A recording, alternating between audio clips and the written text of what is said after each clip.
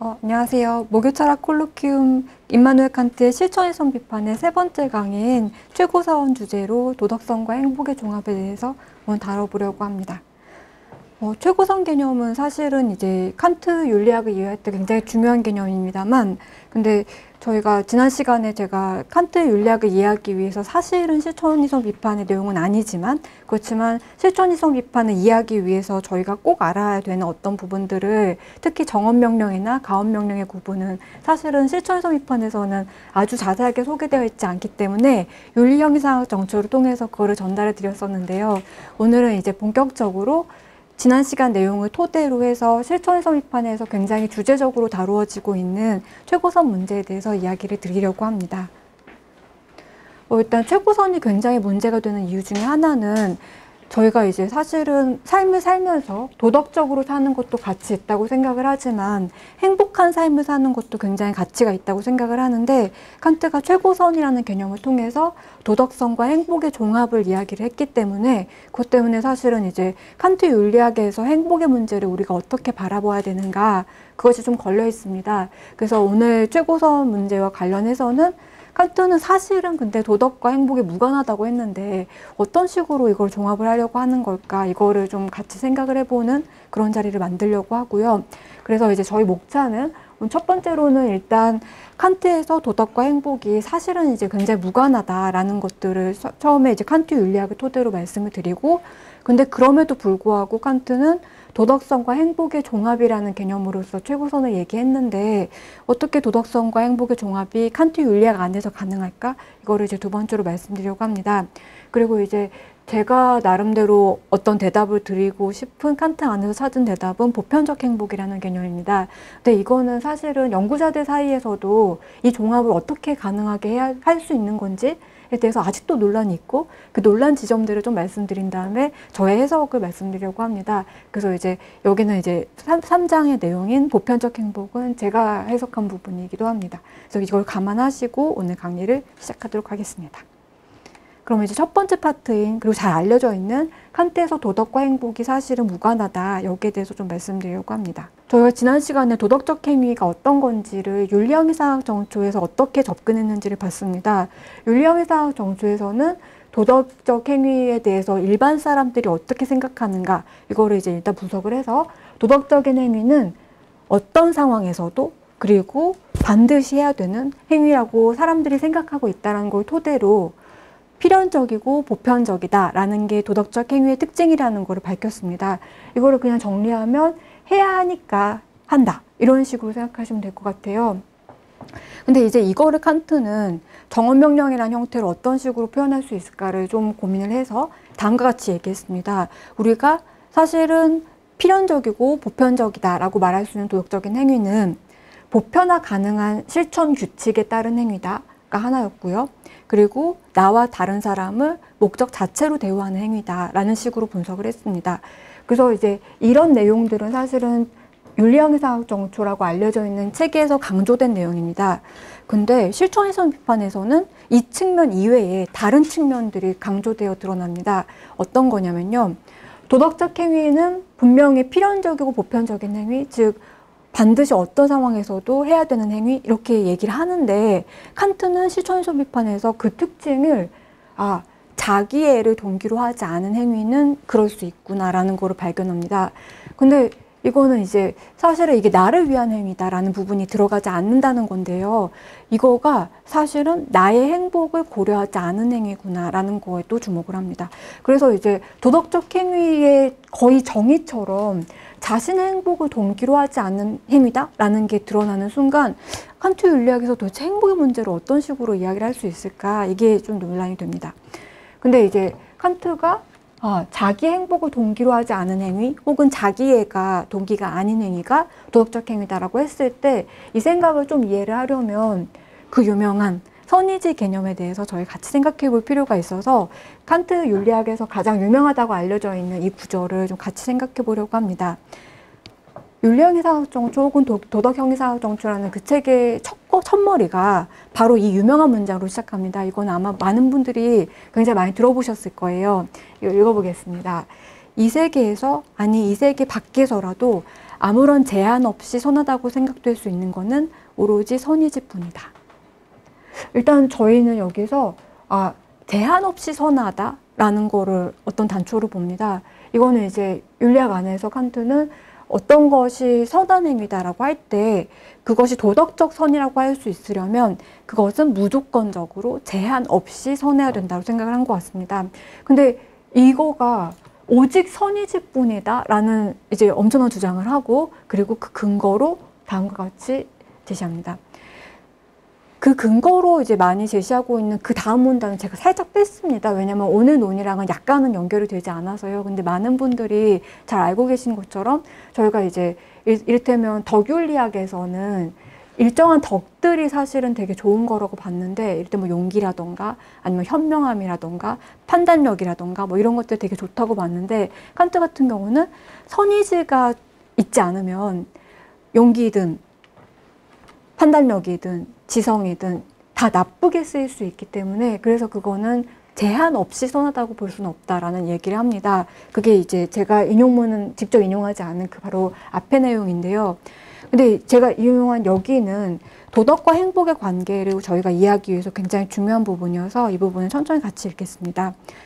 선의지는 그것이 생기게 하는 것이나 성취한 것으로 말미암아 또는 어떤 세워진 목적 달성에 쓸모 있음으로 말미암아 선한 것이 아니라 오로지 그 의욕함으로 말미암아, 다시 말해서 그 자체로 선한 것이다.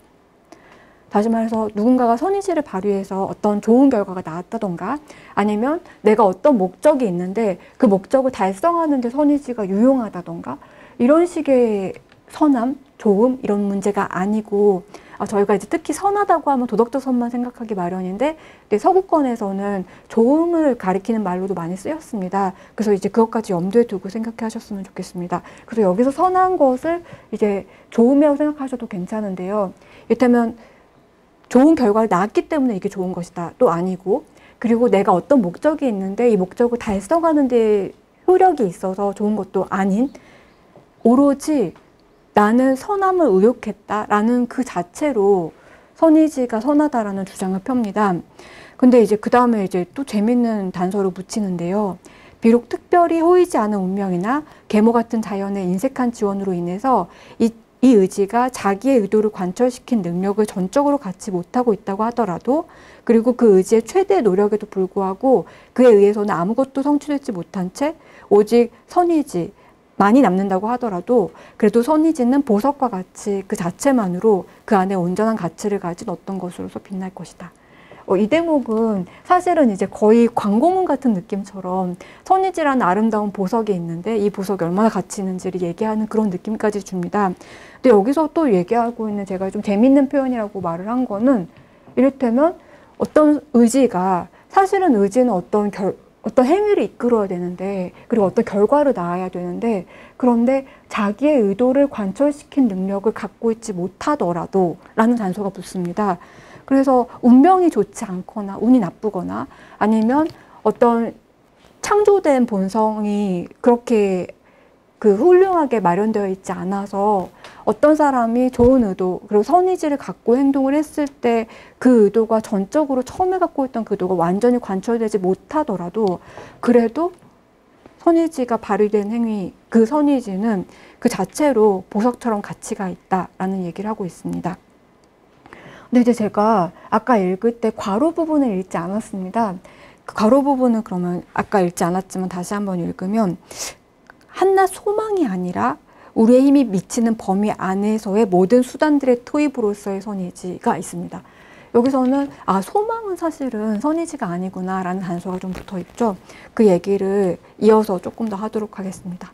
그래서 이 텍스트를 통해서는 저희가 사실은 어떤 결과 아니면 어떤 목적 달성의 유용함 이런 문제가 아니라 의욕함 자체로 어떤 것의 선함이 확보된다라는 어떤 주장을 볼 수 있습니다. 근데 이제 제가 그 수업에서 강의를 해도 그렇고 저 자신도 처음에는 선의지에 대한 어떤 오해가 있었습니다. 그래서 그거를 좀 말씀드리고 싶고, 그거가 어떤 건지를 좀 말씀드리면, 많은 분들이 이를테면 나는 선한 행위를 하려고 했는데 하지 못했고 결과적으로 나쁜 행위가 나왔다, 이런 식으로 얘기를 하는 것이 선의지의 사례라고 많은 분들이 생각을 하십니다. 근데 이거는 엄밀히 말해서는 선의지 사례가 아닙니다. 특히 하지 못했다라는 부분 때문에 그런데요. 무슨 말이냐면, 나는 지금 이러이저러한 선한 행위를 하고 싶다라고 하는 생각이나 심리 상태는 사실은 선의지가 아닙니다. 어떤 거냐면요. 선의지는 어쨌든 행위를 일으켜야 합니다. 그러니까 어떤 행위가 나와야 되는 건데요. 근데 이제 도덕경제상학 정초에서는 명백하게 의지는 행위의 원인성이다 라고 밝히고 있습니다. 행위를 일으키는 원인으로서의 의지인데, 이건 한낱 심리 상태이면 안 되고, 그리고 거기에 대해서 이게 한낱 심리 상태가 아니라는 걸 드러내는 부분이 아까 제가 읽지 않았으나 다시 읽었던 괄호 부분입니다. 소망과는 다릅니다. 내가 선한 행위를 하면 좋겠고, 이렇게 하면 좋을 것 같고, 이거는 선한 행위일 것 같고 하는 그런, 아니면 너무나 선한 행위를 하고 싶다, 이런 식의 마음 상태가 아니고, 어쨌든 자신의 능력 안에서 자기의 힘이 미치는 범위 안에서의 모든 수단이 투입된 상태라고 보아야 될 것 같습니다. 그래서 나의 힘이 미치는 모든 범위 안에서 모든 수단의 투입으로서의 선의지라는 표현을 찾을 수가 있고요. 그래서 만약에 예를 들어서 어떤 사람이 나는 저 사람을 너무 돕고 싶다라는 생각을 굉장히 강하게 하고 있다고 해도 그 강한 심리 상태 자체는 선의지라 볼 수 없으며, 실제로 돕지 않으면 그거는 의지라고 볼 수 없을 것 같습니다. 그래서 이거를 좀 더 말씀드리고 싶었습니다. 제가 방금 말한 이 부분은 실천이성 비판에서도 뒷받침하는 구조를 찾을 수 있는데요. 이를테면 의지는 선 혹은 악과 관련해서 의지는 인격의 행위에 관련하지 인격의 감각적이고 심리적인 상태에 관계하는 것이 아니다라고 얘기를 하고 있습니다. 그래서 우리가 흔히 이를테면 행위를 설명할 때 행위 전에 어떤 이제 마음을 먹는다라고 말하는 거를 보통 의지라고 생각을 하는데, 이 설명 자체가 틀린 건 아닙니다만 어떤 행위가 반드시 일어나야 합니다. 그래서 어떤 행위가 완전 일어난 다음에 행위 직전에 내가 이런 마음을 먹었는데 라는 식으로 소극적으로 확인 가능한 상태가 있을 것입니다. 이거를 선의지로 부르시면 될 것 같아요. 그래서 이제 저는 많은 경우 그냥 나는 정말 선한 행동을 하고 싶다라고 마음을 먹는데, 누군가가 마음을 먹었는데 하지 않았어 라고 하는 거는 칸트의 선의지랑은 잘 맞지 않고, 어떤 식으로 행위가 일어났는데 행위가 일어난 다음에 그 행위를 설명할 때 저 사람이 저 행위를 하려고 마음을 먹었구나 라는 식으로 설명할 수 있는 상태가 있잖아요. 그거를 소극적으로 선의지라고 그렇게 부르시면 좋을 것 같습니다. 근데 이제 아까 선의지가 무조건적으로 가치가 있다라고 하면서 칸트는 이렇게 얘기를 했습니다. 그 행동이 어떤 결과를 일으켰는가, 이거는 도덕적인 판단의 대상이 아니다 라는 거를 명확히 얘기를 했는데요. 다시 말해서 겉으로 드러난 행위가 문제가 되는 게 아니고 동기가 무엇이었을까가 문제가 될 것입니다. 칸트식으로 말하면 그 사람이 어떤 행위의 규칙, 행위의 원칙을 따랐는가, 이게 문제가 될 것입니다. 이런 구분 때문에 그 유명한 의무로부터 일어난 행위와 의무에 맞는 행위라는 구분이 떠오릅니다. 흔히 많은 경우 아까 말한 것처럼 행위가 겉보기에 어떤 식으로 나타나는가가 문제가 아니고 그 행위가 어떤 동기 혹은 어떤 원칙에 근거해서 일어났는가가 문제가 되었기 때문에 겉보기에 도덕적으로 보이는 행위와 진짜로 도덕적인 행위로 구분할 필요가 있겠죠. 그래서 의무로부터 일어난 행위와 의무에 맞는 행위를 구분하기 시작합니다. 그러니까 이거가 생긴 거는 이제 아까 선의지 구분과 관련해서 칸트가 생각하기에 도덕적으로 옳은 행위가 오로지 동기 측면에서 확인이 정말로 될 수 있다라는 그런 생각 때문인 것 같습니다. 근데 이거는 이제 칸트 시대 안에서도 칸트의 고민도 굉장히 많이 드러나 있는 것 같았는데요. 이를테면 이제 칸트가 개인적으로 쓴 어떤 글들 같은 거 보면 겉보기에는 저 사람이 굉장히 좋은 행위를 하고 있는데, 그리고 나도 내 자신에 대해서 내가 정말 좋은 행위를 하고 있는데 내가 정말 선한 동기로 하는 걸까, 아니면 내가 정말 선한 사람일까는 굉장히 의심이 들고, 타인에 대해서도 그렇다, 그런 얘기를 굉장히 이제 개인적으로 많이 하고 있는 거 볼 수 있습니다. 율령의 상학 정초에서도 이제 그런 고민들이 드러나 어떤 것들을 볼 수 있는데요. 예를 들어서 어떤 사람이 타인을 돕는 행위를 한다고 할게요. 근데 이제 알고 보니까 그 사람이 사실은 이제 국회의원 출마를 준비하고 있었다, 이런 식으로 저희가 그걸 알게 될 때 그러면 저 사람이 그 이전에 했던 수많은 선행과 자선과 기부와 이런 것들은 사실은 좋은 평판을 유지하기 위해서 한 거 아니었을까? 이런 식으로 의혹이 들고, 그러면 이제 그 행위 자체가 다른 사람을 돕는 선행이다라기보다는 자신의 좋은 평판을 만들거나 유지하기 위해서 한 행위구나라고 해석이 되겠죠. 그래서 겉보기에는 다른 사람을 돕는 행위도 동기가 나의 좋은 평판을 유지하기 위해서인가, 아니면 오직 그렇게 하는 게 옳으니까 했다인가에 따라서 한쪽은 도덕적으로 옳은 행위가 아니고 다른 한쪽은 도덕적인 옳은 행위가 되는 걸 볼 수 있습니다. 그래서 이제 외관상 도덕적인 행위와 그렇지 않고 정말로 도덕적인 행위에 대한 구분이 있었는데요. 근데 이제 이걸 통해서 칸트는 행위를 이렇게 세 가지로 구분할 수 있게 되었습니다. 하나는 의무로부터 일어난 행위라고 칸트 자신이 표현하는 말인데요. 근데 이거는 이제 저희의 국어상으로도 그렇고, 그리고 이걸 번역하시는 분들도 이거 어떻게 번역하면 좋을까, 이제 아우스플리트라는 그 표현을 어떻게 표현하면 좋을까 했는데, 이제 많은 경우 그냥 저희가 생각하기에는 오직 그것이 옳으니까, 그것이 의무니까 한 행위다, 이렇게 생각하셔도 될 것 같습니다. 그래서 의무니까 한 행위는 도덕적으로 선한 행위인데, 근데 그냥 외형만 도덕적으로 보이는 의무에 맞는 행위가 있고요. 그리고 그냥 우리가 흔히 얘기하는 비도덕적이라고 말할 수 있는 의무에 반하는 행위, 이렇게 세 가지로 나눌 수 있겠습니다.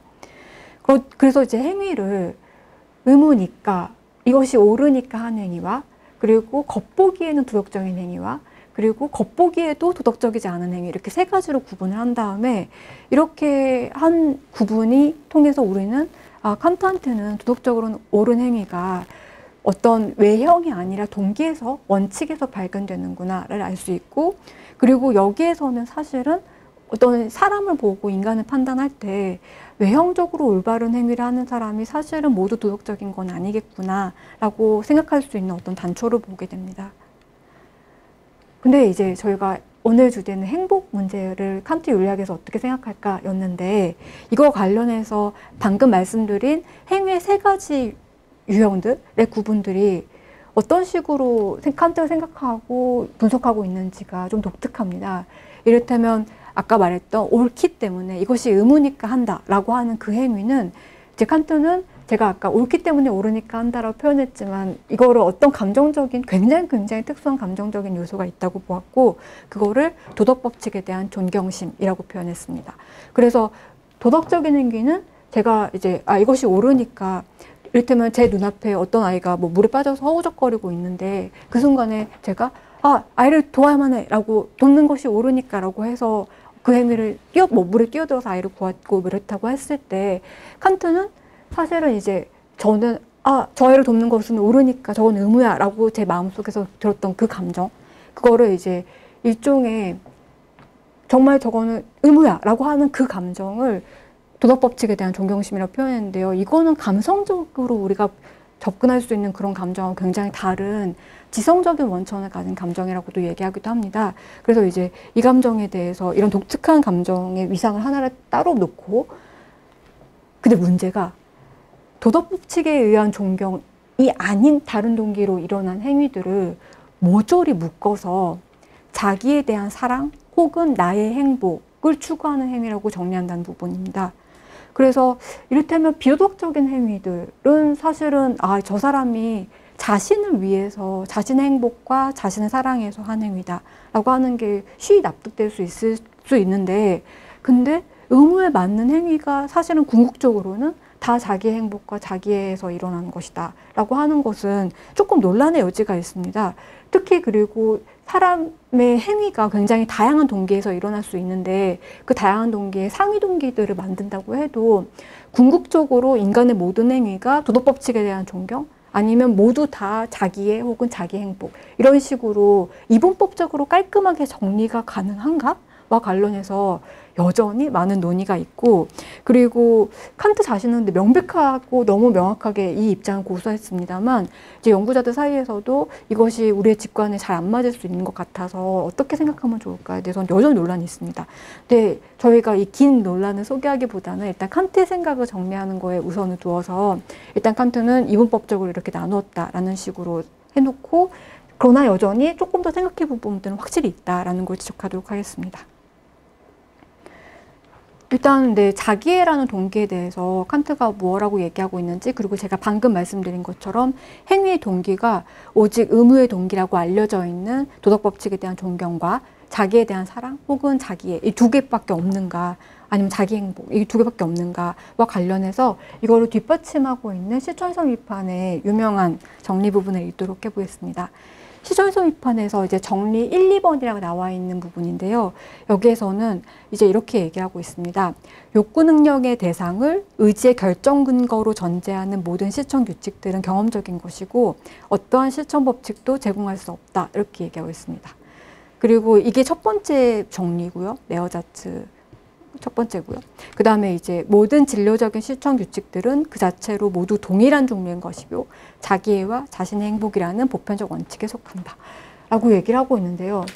여기서 이제 저희가 첫 번째 정리를 보면, 이를테면 어떤 사람이 나는 지금 그냥 비속한 예를 들면, 어떤 사람이 나는 지금 딸기 케이크가 먹고 싶다, 단 게 먹고 싶은데 딸기 케이크가 먹고 싶어, 이런 식으로 생각할 때 제 안에서 단 것을 원하는 경향성이 있을 테고, 그 경향성을 이를테면 욕구 능력이라고 할 때 제가 그 경향성을 충족하기 위해서 딸기 케이크를 생각한 다음에 딸기 케이크를 먹는 행위를 하자, 이런 식으로 됐을 때는 제 행동을 결정한 근거가 딸기 케이크에 대한 욕망이 될 것입니다. 혹은 딸기 케이크라고 해도 될 것 같아요. 이런 식으로 욕구 능력의 대상이 저의 행동을 결정하는 이유 혹은 근거가 되면, 그러면 이런 식의 실천 규칙들은 다 경험적이어서 어떤 식으로든 실천 법칙을 제공할 수 없다는 게 칸트의 생각인데, 근데 이제 문제가 되는 거는 이런 것입니다. 그 자체로 모두 동일한 것이다.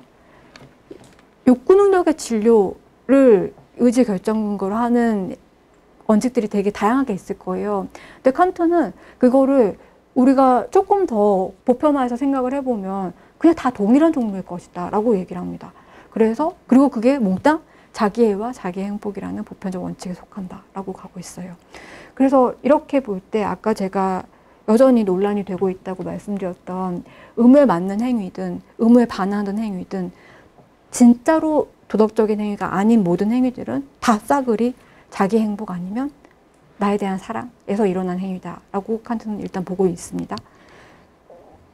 그리고 이거에 대해서 이제 인간학이라던가 다른 저술에서는 인간이라면 자기 행복을 추구하는 마음, 여기에 빠져나올 수가 없다라는 거를 지적을 합니다. 그러면서 이제 굉장히 재미있는 실용적 목적에서의 인간학 같은 데서 굉장히 재밌는 구조가 있는데, 이제 거기는 이제 자기애가 얼마나 인간들을 많이 지배하고 있는지에 대한 칸트의 우려와, 그리고 어떤 칸트가 생각하고 있는 행위의 어떤 그 궁극적으로 이원적인 동기론 같은 게 굉장히 잘 드러나서, 그래서 이 부분도 같이 읽어보려고 합니다.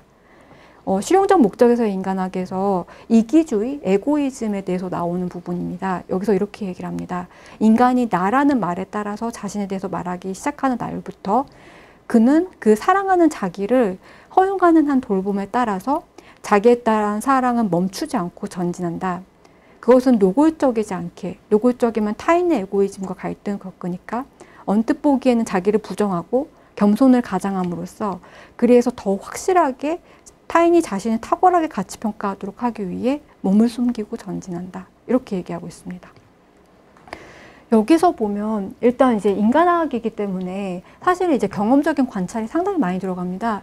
이때 칸트가 주목했던 거는 인간이 나라고 하는 용어를 사용하기 시작할 때부터 라는 걸 볼 수 있습니다. 여러분들께서 이제 자녀를 교육해 보시고 양육을 해 보실 때, 저도 이제 조카를 볼 때 나라는 말을 쓰기보다 처음에는 제 조카 이름이 연서인데요. 연서는 뭘 원해? 이런 식으로 표현을 하기 시작하죠. 그러다가 어쩌다가 나는 뭘 원해? 라는 식으로 이제 나를 사용하게 되는 걸 볼 수 있는데, 칸트는 이제 그 경험적 관찰을 통해 볼 때 인간이 나라는 말을 사용해서 자아에 대한 어떤 감각이 생길 때부터는 사실은 자아를 너무나 사랑하고, 그리고 이 자아가 타인들에게 어떻게 보이고, 그리고 타인들에게 어떤 방식으로 사랑받는가에 대해서 굉장한 큰 관심을 갖는구나 라는 걸 봤습니다. 그래서 이 자기 사랑이 멈추지 않는다라는 걸 이제 경험적으로 관찰하는데요. 경험적으로 관찰한 순간 칸트가 눈에 띄게 봤던 거는 바로 이 부분입니다. 노골적이지 않더라. 이를테면 누구든 자기를 사랑하고 있지만 이 자기 사랑을 노골적으로 드러내는 게 아니고 겉으로는 굉장히 겸손을 가장하고, 그리고 모든 면에서 나는 부족하고 내가 보잘것없고 나는 못났고 이런 얘기를 하는 순간에도 사실 이면에는 그거를 통해서 다른 사람한테 오히려 더 인정을 받고 겸손하다라는 칭찬을 듣고 같은 것들을 염두에 두고 있다는 걸 볼 수 있습니다. 그래서 이제 몸을 숨기고 전진하는 자기애라는 식으로 이 구절은 굉장히 많이 알려져 있는데요. 이제 이 부분도 여러분들께서 생각하시기에 사실은 어떤 사람이 굉장히 겸손하고 겸허해 보이지만 그 이면에는 이거를 통해서 자신이 얼마나 좋은 사람인가를 확인받고, 그리고 스스로도 사실은 그거에 대해서 만족할 수 있는 그런 부분들이 있는 거 아닐까라는 그런 어떤 통찰들 같은 것도 같이 보실 수 있을 것 같습니다. 윤리형상학 정초에서도 역시 자기 행복이 얼마나 강력한지에 대해서도 얘기를 하고 있는데, 모든 이성적 존재자에게 실제로 현실에 존재하는 거로 존재할 수 있는 딱 한 가지 목적이 있다. 그거는 바로 자기 자신의 행복이다. 이렇게 얘기하고 있습니다. 이런 부분들은 아주 명백하게 저희가 이제 실천에서 비판의 정리 첫 번째와 두 번째에서 봤던 것처럼 인간의 모든 행위가 사실은 도덕적인 행동이 아니라면 다 싸그리 자기 행복과 자기에 대한 사랑에서 일어난다 라고 하고 있는 그 생각이 굉장히 잘 드러나가 있는 것을 볼 수 있습니다. 그래서 이제 보편적으로 자기애라는 동기가 인간의 행동을 지배하는구나 라는 생각이, 그리고 특히 이 동기는 몸을 숨기고 전진하고 있어서 도덕법칙의 가면을 쓰고 외형적으로는 사람들로 하여금 의무에 맞는 행동을 하게 하는 그런 식의 동인이 된다라는 거를 굉장히 잘 보여주고 있습니다. 제가 이제 제 마지막 강연의 주제로 생각하고 있는 부분이 칸트 윤리학의 현대적인 함의 부분인데요. 그때 이제 이 자기애라는 동기 혹은 이제 근본악이라는 문제 이런 거와 관련해서 사실은 위선의 악 부분들을 조금 더 얘기를 해보려고 합니다. 칸트 윤리학 안에서. 그래서 이 부분도 사실은 이제 오늘은 행복과 관련해서 이야기를 하고 있습니다만, 이제 칸트가 우려했던 도덕적인 인간의 어떤 부분들 같은 거에 어떤 거였을까 부분이 여기서도 좀 잘 드러난다는 거를 짚고 싶습니다. 그래서 저희가 전반적으로 이렇게 봤을 때 도덕은 사실은 칸트 안에서 행복을 굉장히 배제하고 무관하다고 보는 것 같다는 걸 볼 수 있습니다. 이를테면 이제 많은 분들이 만약에 칸트에서 도덕과 행복이 어떤 관계가 있습니까? 이렇게 물을 때 거의 정답처럼 저희가 이제 1차적으로 딱 내릴 수 있는 답변은, 그리고 이제까지 저희가 봤던 텍스트들을 통해서 얘기할 수 있었던 것 거의 정답에 가까운 1차적 답변은, 행복하려고 한 행동은 일단 비도덕적입니다. 동기는 어쨌든 도덕법칙에 대한 존경이어야 되고 내 행복에 대해서는 고려가 되지 않아야 되는데요. 그래서 어떤 의미에서는 내가 도덕적으로 행동하려면 나 자신의 행복은 도외시해야 되는 부분들이 있습니다. 그래서 1차적으로 저희가 생각할 때 도덕적인 선과 함께 행복을 추구할 수 있을까? 아까 이를테면 제가 도덕적으로 행동하면서 그리고 그것이 행복을 낳는다던가 뭐 이런 것들이 칸트 윤리학 안에서 가능할까? 생각할 때 1차적으로는 그렇지 않다라고 대답할 수 있을 것 같습니다. 그래서 여기까지 칸트의 아주 명확한 입장들을 봤는데요. 도덕과 행복은 무관하다라는 것을 보여주는 칸트의 행위의 구분이라던가 도덕적인 행위는 바로 어떤 동기에서 일어난다던가 이런 것들을 봤는데, 제가 이제 다음 파트로 넘어가기 전에 칸트 윤리학에 대한 어떤 또 오해가 있을 수 있어서 그걸 잠깐 얘기를 드리려고 합니다. 이제 도덕적으로 행동하려면 내 행복을 고려하면 안 된다라고 했기 때문에 많은 경우 이제 많은 분들이 칸트는 혹시 자족이나 해탈과 같은 뭐 그런 식의 상태를 옹호하고 그런 삶을 살았던 거 아닐까 이런 얘기를 하시는 분도 계십니다. 근데 이거는 이제 칸트의 삶 자체가 워낙 이제 무미건조한 부분들이 있고 그 사람이 적극적으로 어떤 우리가 소위 말하는 세속적인 쾌락을 추구하지 않았기 때문에 많은 분들이 이렇게 오해를 하시는 부분이 있는데, 근데 이제 행복의 포기를 말한 건 결코 아닙니다. 그리고 욕망에서 해탈한 삶을 추구하라는 것도 아닌데요. 그거를 볼 수 있는 텍스트들을 제가 찾아왔습니다. 이를테면 실천이성 비판에서는 확실히 이렇게 얘기합니다. 순수 실천 이성은 우리한테 행복에 대한 요구를 포기하라고 말하는 건 아니고 의무가 문제가 될 때는 행복을 고려하지 말라고 말하고 있을 뿐이다 라는 식으로 얘기를 하고 있습니다. 그리고 윤리학의 사고 정초에서는 아주 분명하게 자기 자신의 행복을 확보하는 거는 간접적으로는 확실히 의무다라고 얘기를 하고 있습니다. 그래서 여기서는 이제 확보하라고 하고 있는 게 사실 좀 눈에 띕니다. 이를테면 적극적으로 추구하라 이런 말은 아니고요. 그래도 내가 불행해질 정도로 의무를 추구하면 안 된다라는 거를 얘기하고 있고, 그래서 내 행복을 어느 정도 확보할 필요가 있다는 걸 얘기하는데, 이게 심지어 의무라고 합니다. 그런데 그 근거로 이렇게 얘기를 합니다. 왜냐하면 수많은 걱정거리가 밀려들고 혹은 다양한 욕망에 충족되지 못한 채 있고, 그리고 자기 상황에 만족하지 못하게 되면 그러면 의무를 위반할 큰 유혹에 빠지니까 라고 얘기하고 있습니다. 그래서 직접적으로 자기 자신의 행복을 적극적으로 추구해라, 이건 의무가 아니지만 그래도 간접적으로는 내 행복을 확보해야 된다, 이거는 의무다라고 얘기하고 있는 부분을 볼 수 있습니다.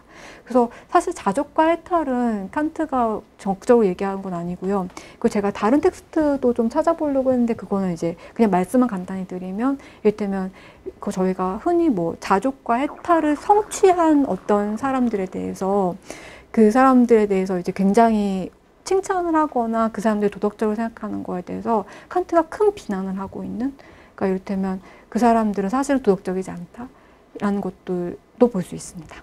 근데 이거는 이제 제가 CF라고 표현한 것처럼 저희 논의에서는 약간 격가지입니다만, 칸트의 윤리학에 대한 어떤 오해들이 있을 수 있어서 거기가 좀 무료가 되어서 말씀드립니다.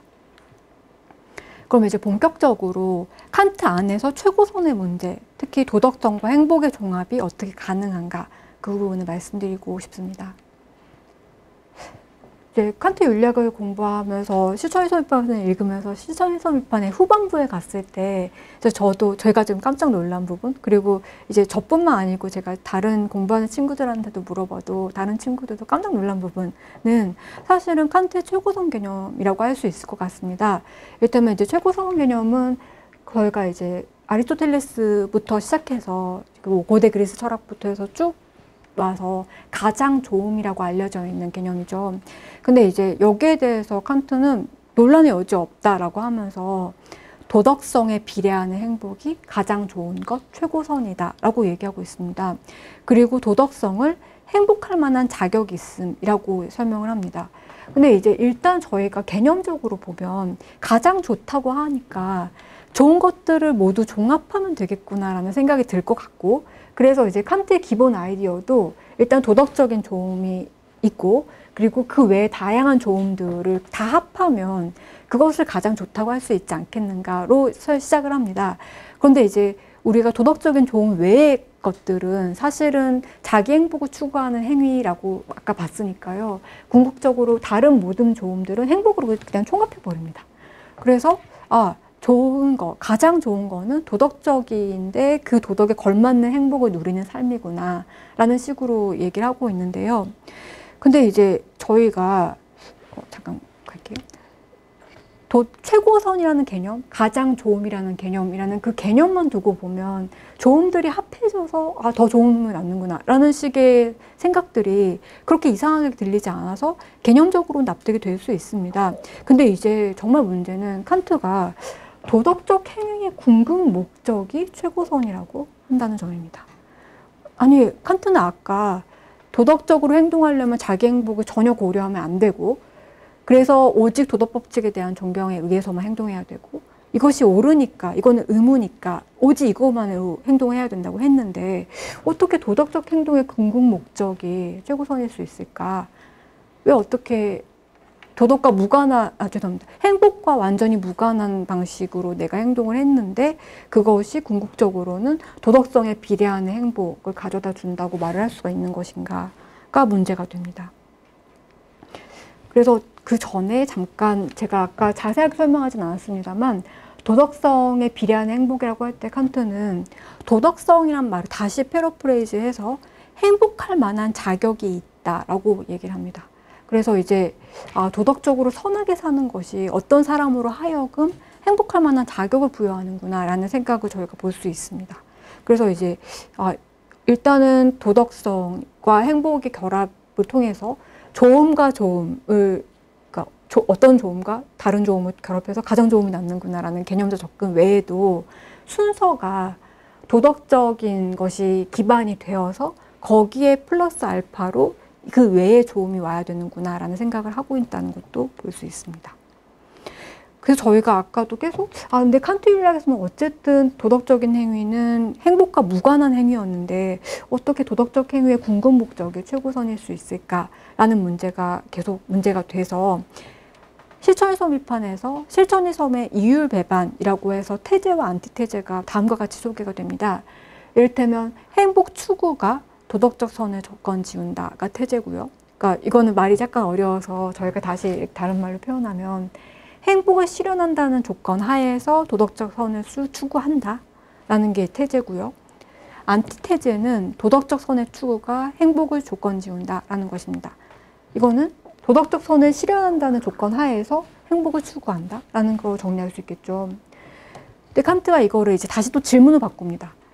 행복을 실현한다는 조건 하에서 도덕적 선을 우리가 추구해야 될까? 그리고 여기에 대해서는 안 된다. 그리고 이거는 수많은 앞의 논의를 통해서 행복을 실현한다는 것이 나의 동기가 되는 순간 그거는 비도덕적 행위가 되기 때문에 그래서 무조건 틀리게 되는데 근데 이상한 말을 합니다. 도덕적 선을 실현한다는 조건 하에서 내가 나의 행복을 추구하는 거는 틀리지는 않는다. 그리고 이게 가능하다 심지어 이렇게 얘기합니다. 근데 어떻게 가능하지? 그러니까 여전히 이제 계속 문제가 되었고 이거 어떻게 생각할 수 있을까? 이 부분이 또 계속 논란이어서 그래서 일부 연구자들이 이 논란에 대해서 어떻게 대응을 했는지 그리고 제가 생각하기에는 이 대응이 사실은 틀렸다고 생각이 듭니다. 근데 이제 어떻게 대응했는지 이거를 좀 소개해 드릴게요. 그리고 이 대응은 아마 많은 분들이 이렇게 생각할 수 있겠구나 하고 납득이 되는 부분도 있기 때문에 그것 때문에 소개를 드리려고 합니다. 일단 칸트에 따르면 자기 행복을 동기로 해서 어떤 행동을 하는 그거는 비도덕적인 행동이죠. 그리고 또 이제 엄밀하게 보면 저희가 이제 현상계와 이제 예지계 이런 식으로 칸트 구분을 할 때 말은 좀 어렵습니다만 이를테면 자연세계는 자연법칙 안에서 계속 법칙적인 인과관계에 의해서 결정이 되어 있는데 인간의 행동은 그 자연법칙의 인과관계를 깰 수 있습니다. 근데 이제 문제가 행복과 같은 경우는 사실은 어떤 자연인과의 지배를 받는 그런 영역인데 그러면 나의 도덕적 행위는 그런 영역이 아니니까 나의 도덕적인 행위랑 그 다음에 자연인과와 관련된 행복은 사실은 인과적으로는 아무 영향이 안 돼서 무관합니다. 그래서 이 두 가지를 일단 칸트가 저술에서 확실하게 얘기를 하고 있고 그래서 내 행복을 동기로 해서 한 행동은 비도덕적이고 그리고 도덕적 행위가 행복을 낳는 거와 관련해서 인과적으로 아무 영향을 주지 않는다라고 하고 있는데 무관하다고 하고 있는데 근데 이제 아까도 계속 말씀드린 것처럼 도덕성에 비례하는 행복이 도대체 어떻게 도덕적 행위의 궁극 목적이 될 수 있지? 그러니까 칸트가 얘기를 했는데도 많은 연구자들이 납득이 전혀 되지 않는다. 어떻게 할 수 있을까? 이렇게 생각이 들었고 거기에 대해서 일부 연구자들이 낸 대답은 칸트 저술을 여러 개 찾아보니까 행복 개념이 굉장히 다양하던데 최고선의 구성 요소인 행복은 도덕적인 행복이면 되지 않을까라고 생각을 했습니다. 이게 어떤 건지 말씀드리겠습니다. 이 해석은 이제 70년대부터 나왔습니다. 그래서 클라우스 뒤징이 처음에 얘기를 했고, 그 다음에 이제 몇몇 사람들이 다른 텍스트들이나 뭐 유고나 조각글이나 뭐 이런 데서도 칸트 행복 개념이 굉장히 다양하다라는 거를 이제 주목함으로써 이 해석에 대해서 뒷받침을 좀 했습니다.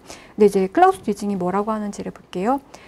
최고선의 구성 요소인 행복은 도덕적 행위를 한 다음에 자신의 선한 신조를 관조함으로써 생겨난 쾌감이다. 이 쾌감은 지성적인 원천을 가지고 감성적인 원천과는 독립적이다. 최고선의 구성 요소인 행복을 이처럼 규정할 경우 행복은 도덕적 행위의 동기도 아니고 결과가 되고 그리고 감성적 동기가 행위를 결정할 가능성이 배제되니까 도덕성과 행복의 비례적 경합이 가능하다. 이렇게 얘기하고 있습니다. 무슨 말이냐면요. 아까 칸트는 자기 행복을 동기로 한 행동은 비도덕적이라고 했습니다. 이때 자기 행복을 이제 뒤진 같은 경우는 칸트 텍스트를 이제 막 이렇게 찾아보니까 칸트가 도덕적이고 지성적인 행복과 물리적인 행복을 구분하고 있는 걸 볼 수 있었다고 합니다. 그리고 그래서 칸트가 자기 행복을 동기로 한다라고 했을 때 자신의 물리적 행복을 동기로 한 행위는 비도덕적이라고 말을 한 거다. 그런데 궁극적으로 여기에서 도덕성에 비례하는 행동이라고 했을 때는 도덕적 행위를 한 다음에 도덕적인 지성적인 행복을 느낌으로써 두 가지가 비례적으로 결합이 가능한 것 같다라는 것입니다. 그래서 이제 이때 행복은 어떤 사람이 굉장히 도덕적인 행위를 하고 나서 그 다음에 그 선한 자신을 보면서 아, 맞아 라고 하면서 느끼는 쾌락입니다. 그래서 이거 같은 경우는 사실은 이제 어떤 도덕적인 행위를 통해서 나온 것도 그러니까 그 행위 자체가 나온 것도 아니고 굉장히 자신이 어떤 사람인지를 관조하고 나서 생겨난 것이기 때문에 그래서 이제 굉장히 지성적인 원천을 가진다라는 생각을 하고 있었고, 그리고 이거는 사실은 감각적인 쾌락을 추구하거나 이런 건 아무 관계가 없기 때문에 그래서 이제 최고선의 문제가 깔끔하게 해결이 된다라고 얘기를 하고 있는데요.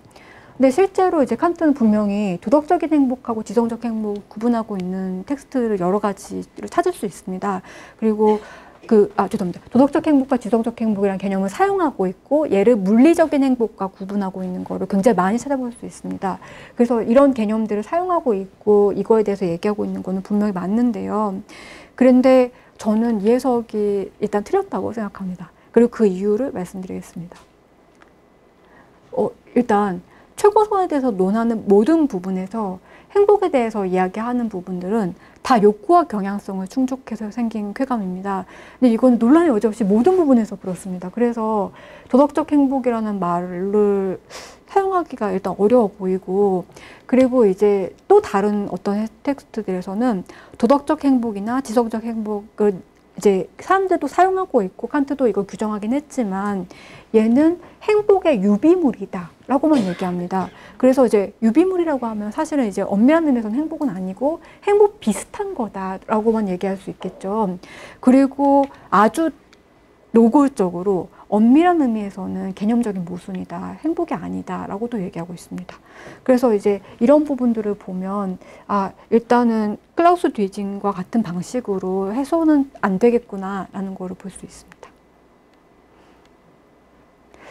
칸트의 행복 개념, 그리고 당시의 이 독일 지성사 안에서 행복을 어떻게 이해했는가 부분은 간단하게만 말씀드리려고 합니다. 이거는 이제 질의응답 시간 때 혹시 이제 기회가 더 되면 제가 더 자세하게 설명드릴 수 있습니다. 그래서 만약에 이제 일단 간단하게 말씀드릴 것이지만 혹시 뭐 당시에는 행복을 어떻게 이해했는지, 그리고 그 칸트 이전에는 또 어땠는지 이런 것들이 궁금하시면 이따 질문 주시면 말씀드리겠습니다. 칸트는 행복을 굉장히 명확하게 경향성과 욕구를 충족해서 느끼는 쾌감 쪽으로 규정하고 있습니다. 일단 판단을 비판에서는 양과 지속의 측면에서 삶의 쾌적함이 최대량이 된 상태를 행복이라고 말하고 있고, 실천에서 비판에서는 더 노골적으로 나의 모든 현존에서, 그러니까 내가 살아가는 모든 순간에서 중단 없이 동반되는 쾌적함에 대한 의식이라고도 얘기를 합니다. 도덕 형이상학 정초에서는 모든 경향성을 해소한 총계라고도 얘기를 하고, 실천에서 비판에서는 경향성을 가능한 한 최대로 지속적으로 충족한 상태 이렇게도 얘기합니다. 그래서 제가 이렇게 한 단락으로 묶은 이쪽에서는 명확하게 욕구와 경향성을 해소하되 그거를 장기적으로 최대한으로 만드는 거를 염두에 두고 있음을 볼 수 있습니다. 그래서 이제 지속적, 최대 이런 것들이 강조가 되고 있고, 근데 논란의 여지 없이 욕구와 경향성을 충족한 방식입니다. 굉장히 많이 인용되는, 칸트가 행복에 대해서 뭐라고 얘기하고 있었는가에 대해서 굉장히 많이 인용되는 텍스트는 그 밑에입니다. 이거는 이제 이렇게 얘기하는데요. 행복은 세계 안에서 나의 실존 전체에서 모든 것이 의지와 소망대로, 다시 말해서 뜻하고 바라는 대로 진행되는 이성적 존재자의 상태이다. 이렇게 얘기하고 있는데요. 저는 이 부분이 그러니까 굉장히 많은 분들이 인용을 하시는 부분이긴 합니다만, 칸트의 비판 철학기의 저작들을 모두 두고 볼 때는 그렇게 볼 때는 다른 저술들과 관련해서 약간 독특한 위상을 갖고 있고 좀 과한 주장으로 보이는 부분이 있어서 많은 분들이 많이 인용하시긴 합니다만 이쪽보다는 이쪽에 더 초점 두려고 합니다. 그래서 이제 전체적으로 볼 때는 칸트가 생각하기에 행복이라는 거는 경향성과 욕구를 굉장히 체계적으로 충족시켜서 장기적으로 뇌의 쾌의 총량을 최대한 삶을 말을 하고 있고, 이거는 이제 그냥 간단히 말하면 지속적으로 그냥 웰빙하고 있는 상태라고 볼 수 있겠습니다. 근데 이제 문제는 이렇게 됩니다. 아니, 칸트 행복 개념까지 다 보고 나니까 도대체 도덕성과 행복이 어떻게 비례적으로 결합될 수 있을까? 클라우스 뒤징과 같은 방식으로는 할 수 없다라는 걸 저희가 봤는데요. 칸트 텍스트에 의해서 전혀 뒷받침되지 않고 있는데, 근데 칸트 행복이 정말 그냥 적극적으로 내 쾌와 경향성을 적극적으로 충족한 거면, 근데 도덕적 행위는 아무리 생각해도 나의 경향성과 쾌를 충족하는 문제가 아니었는데, 근데 어떻게 이게 결합이 가능하고 종합이 될 수 있는 걸까 의문이 생기고, 그리고 거기와 관련해서 한 단초가 되는 거는 최고선과 관련해서 칸트는 많은 경우 개인의 차원도 얘기하고 있지만 사회와 역사적인 차원까지도 얘기하고 있다는 것입니다. 그래서 저는 칸트의 텍스트와 관련해서 우리가 이 행복 개념과 최고선 개념을 잘 이해하려면 사실은 인간 사회에서 역사적으로 실현돼야 될 방향성으로서의 최고선이라는 걸 생각했으면 좋겠습니다. 그러니까 이를테면 도덕성에 비례하는 행복이라는 말이 우리가 앞으로 지향하고 그러니까 지향해야 되는 어떤 사회의 모습 같은 걸로 생각하시면 어떨까 싶다는 것입니다. 그래서 주목해야 될 개념이 아마 보편적 행복일 것 같은데요. 이거는 이제 어떤 식으로 텍스트에서 얘기되고 있는지 이거를 말씀드리려고 합니다. 최고선과 관해서 논란이 계속 있지만 최고선과 관련해서 방금 말씀드린 한 개인의 차원에서 내 도덕적인 행동이 나에게 어떤 행복을 가져다주는 그런 상태가 아니라 인류의 역사 그리고 혹은 굉장히 세계 전체적으로 넓게 봤을 때 그럴 때 우리가 지향해야 될 궁극적인 지향점으로서 도덕성에 비례하는 행복이라는 상태를 생각해 보는 게 가능하지 않을까라는 것이 두 가지 텍스트에 의해서 뒷받침이 될 것 같습니다. 이를테면 판단력 비판에서는 최고선이라는 표현을 세계 최고선 이런 식으로 해서 저는 이제 최선이라고 번역하긴 했는데 세계에서의 가장 좋음이라는 거를 얘기를 하고 있는데요. 그걸 어떻게 얘기를 하고 있냐면 우리는 이성에 의해서 선언적으로 세계 최선을 힘껏 촉진하도록 규정되어 있다. 이 세계 최선은 이성적 세계 존재자들의 최대 행복이 선의 최고 조건과 결합된 것. 다시 말해서 보편적인 행복이 법칙에 맞는 도덕성과 결합된 것이다. 이거 말이 약간 좀 이해하기 어려우실 수도 있는데요. 이를테면 법칙에 맞는 도덕성은 모든 사람들이 도덕적으로 행위하고 있는 상태라고 생각하시면 됩니다. 근데 이거와 관련해서 칸트가 재미있게도 보편적 행복이라는 말을 하면서 이성적 존재자들, 그러니까 한 사람의 이성적 존재가 아니고 이성적 존재자들이 최대의 복을 누리는 상태. 이때의 복은 이제 저희가 웰빙이라고 번역할 수 있는 그냥 그런 단어입니다. 예, 근데 이제 이런 상태라는 걸 얘기를 하고 있고, 그리고 순수이성 비판에서는 더 명확하게 이렇게 얘기합니다. 순수이성 비판에서는 도덕적인 세계라는 어떤 이상적인 세계에 대해서 얘기를 하고 있는데요. 거기선 이렇게 얘기합니다. 도덕적 세계에서는 도덕 법칙에 의해서 발동하기도 하고 제한되기도 하는 자유가 그 자체로 보편적 행복의 원인이 되고, 따라서 이성적 존재자들이 도덕 법칙의 인도 하에서 자기 자신과 타자의 지속적인 복지의 창조자가 될 수 있다. 이렇게 얘기합니다. 여기서는 보편적 행복에 대해서 제가 빨간 글씨로 표현한 자기 자신과 다른 사람의 지속적인 복지라는 상태를 얘기를 하는데요. 재밌는 거는 어떤 이상적인 사회인 도덕적인 세계 안에서는 사람들이 도덕 법칙에 따라서 행동하는 것이 나와 다른 사람들의 지속적인 복지를 갖다 줄 수 있다라는 생각입니다. 그러면 이제 보편적 행복이 어떤 걸까? 이성적 존재자들 전체가 지속적인 안녕을 누리는 상태라는 걸 저희가 볼 수 있었고, 그리고 이거는 이성적 존재자들이 모두가 도덕 법칙을 따름으로 나온 결과인데요. 한 개인의 추구가 그 사람한테 행복을 가져다 주진 않아도 모든 사람들이 도덕 법칙에 따를 때 어떤 일이 일어날까를 생각해 보자는 것입니다. 근데 이제 모든 사람들이 도덕 법칙에 따라 더 행동한다라는 게 이제 칸트 안에서 어떤 식으로 표현될 수 있을지를 좀 더 이제 패러프레이즈를 해보면, 모든 사람들이 도덕 법칙의 지향점을 살아서 산다라고 했을 때, 이를테면 도덕 형이상학에서는 법 의무와 덕 의무를 구분을 합니다. 법 의무는 이제 법칙에 맞는 우리가 다른 사람들의 자유를 침해하지 않는 방식의 도덕적인 행위를 얘기를 하고요. 덕 의무는 나의 도덕성의 향상과 이제 다른 사람의 행복을 촉진하는 그런 식의 의무들을 얘기를 하고 있는데요.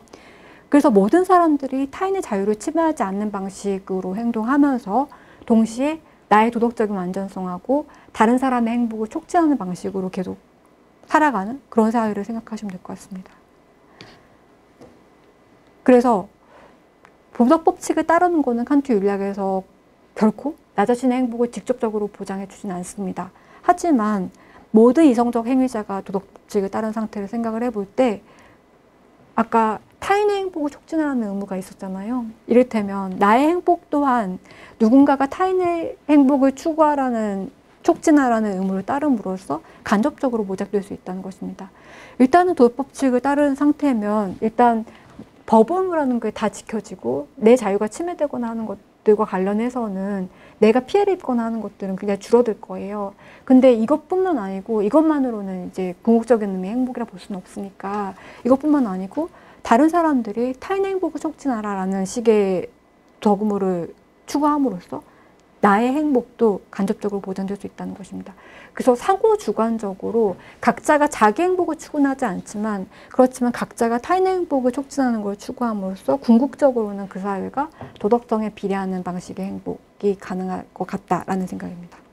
그래서 이런 식으로 생각을 해보면 우리가 이제 정언명령에 대해서 죄송합니다. 그 최고사원 문제와 관련해서 칸트가 일종의 퍼즐처럼 도덕성과 행복이 어떤 식으로 결합될 수 있을까가 있었는데 그 문제를 해소할 수 있는 단초를 볼 수 있을 것 같습니다. 네, 그래서 오늘 강의는 여기까지 하도록 하겠습니다. 감사합니다. 네, 이번 학기 목요철학 콜로퀴움 세 번째 시간 첫 일부 강의 잘 들었습니다. 저기 콜로퀴움 할 때마다 드는 생각이 첫 회차 그 두 번째 회에 딱 들었을 때 야, 참 아직도 들을 게 많이 남았다 해서 막 기대에 부풀고 하는데 오늘이 이제 딱 절반을 넘었습니다. 그래서 벌써 끝나가나 이런 아쉬움이 드는 그런 시간이기도 합니다.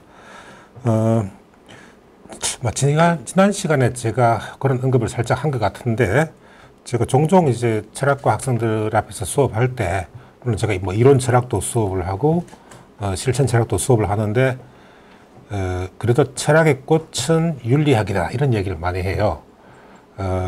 아무래도 뭐 형이상학이나 뭐 어떤 이론 철학 부분 이쪽에는 여러 주장들이 있지만 거기서는 뭐 그래도 사고 실험이 어떤 그 논리 게임의 중심 아젠다가 되는 반면에 이 실천 철학이야말로 구체적으로 우리에게 이제 그 규범적인 역할을 해주기 때문에 아마 그 철학의 사회적 효용성의 관점에서도 가장 중요하기 때문이다 이런 생각이 들었던 것 같습니다. 근데 칸트야말로 사실 뭐 이 사람이 여러 분야를 다룹니다. 또 우리에겐 잘 알려져 있지 않지만 칸트의 그 수학 철학도 또 현대까지 많은 전문가들이 아주 그 골치를 아파하면서 연구를 하는 분야이기도 한데 어쨌든 이 칸트에게서도 저는 이 실천 철학이 꽃이라고 봅니다. 그래서 뭐 예컨대 제가 석사과정, 박사과정, 대학원 학생들 지도를 할 때 저한테서는 벌써 두 사람이 칸트의 제3비판, 판단적 비판 가지고 논문을 썼는데 그 경우에도 저는 아무튼 그 칸트의 가령 목적이라고 하는 개념을 실천 철학과 연관지어서 설명하면 상당히 좋을 것이다. 그리고 이론 철학의 대표작이라고 할 수 있는 순수 이성 비판도 읽다 보면 가끔 그런 생각이 듭니다. 결국 실천 이성 비판 아니면 도덕 철학을 말하려고 이렇게 자기의 사유를 시작한 게 아닌가 뭐 그런 생각도 가끔 듭니다. 그래서 그만큼 매력도 많지만 칸트 역시 인간이기 때문에 우리의 의문점을 완전히 해소하지는 못할 것 같습니다. 그래서 오늘 주제 행복 그리고 뭐 도덕성 또 이 둘의 종합으로서의 최고선 상당히 흥미로운 주제인데 강 교수님께서 우리에게 말씀해 주셨듯이 거기에 대한 해석에도 여러 가지 좀 갈래가 나뉘는 것 같습니다. 그래서 그와 연관해서 오늘 여러 좀 재미있는 질문 블로그에서 나왔으면 좋겠고요. 아까 잠깐 그 휴식 시간에 보니까 개별적으로 강 교수님한테 질문하는 사람들이 있는데 그렇게 하지 마시고 질문은 공유돼야 됩니다. 그래야 그 답변도 우리가 같이 함께 듣고 공유할 수 있지 않겠습니까? 예. 지난 시간에 안 보이시던 분들도 좀 보이고 이 상당히 안 좋은 코로나 환경에도 약간 또 참여 인원이 늘어서 좀 기분이 나쁘지 않습니다. 칸트 철학은 사실 고등학교 때부터 많이 배웁니다. 저도 니치와 더불어서 처음으로 철학자 이름을 들었던 것이 중학교 2학년 도덕교과서에 나왔던 칸트입니다. 그때도 대충 뭐 의무, 자유 뭐 이런 이야기를 들었던 것 같습니다. 하지만 들어서 기억하고 있는 것, 또 제가 외워서 수업을 하는 거하고 정말 알고 가르치는 것도 다릅니다.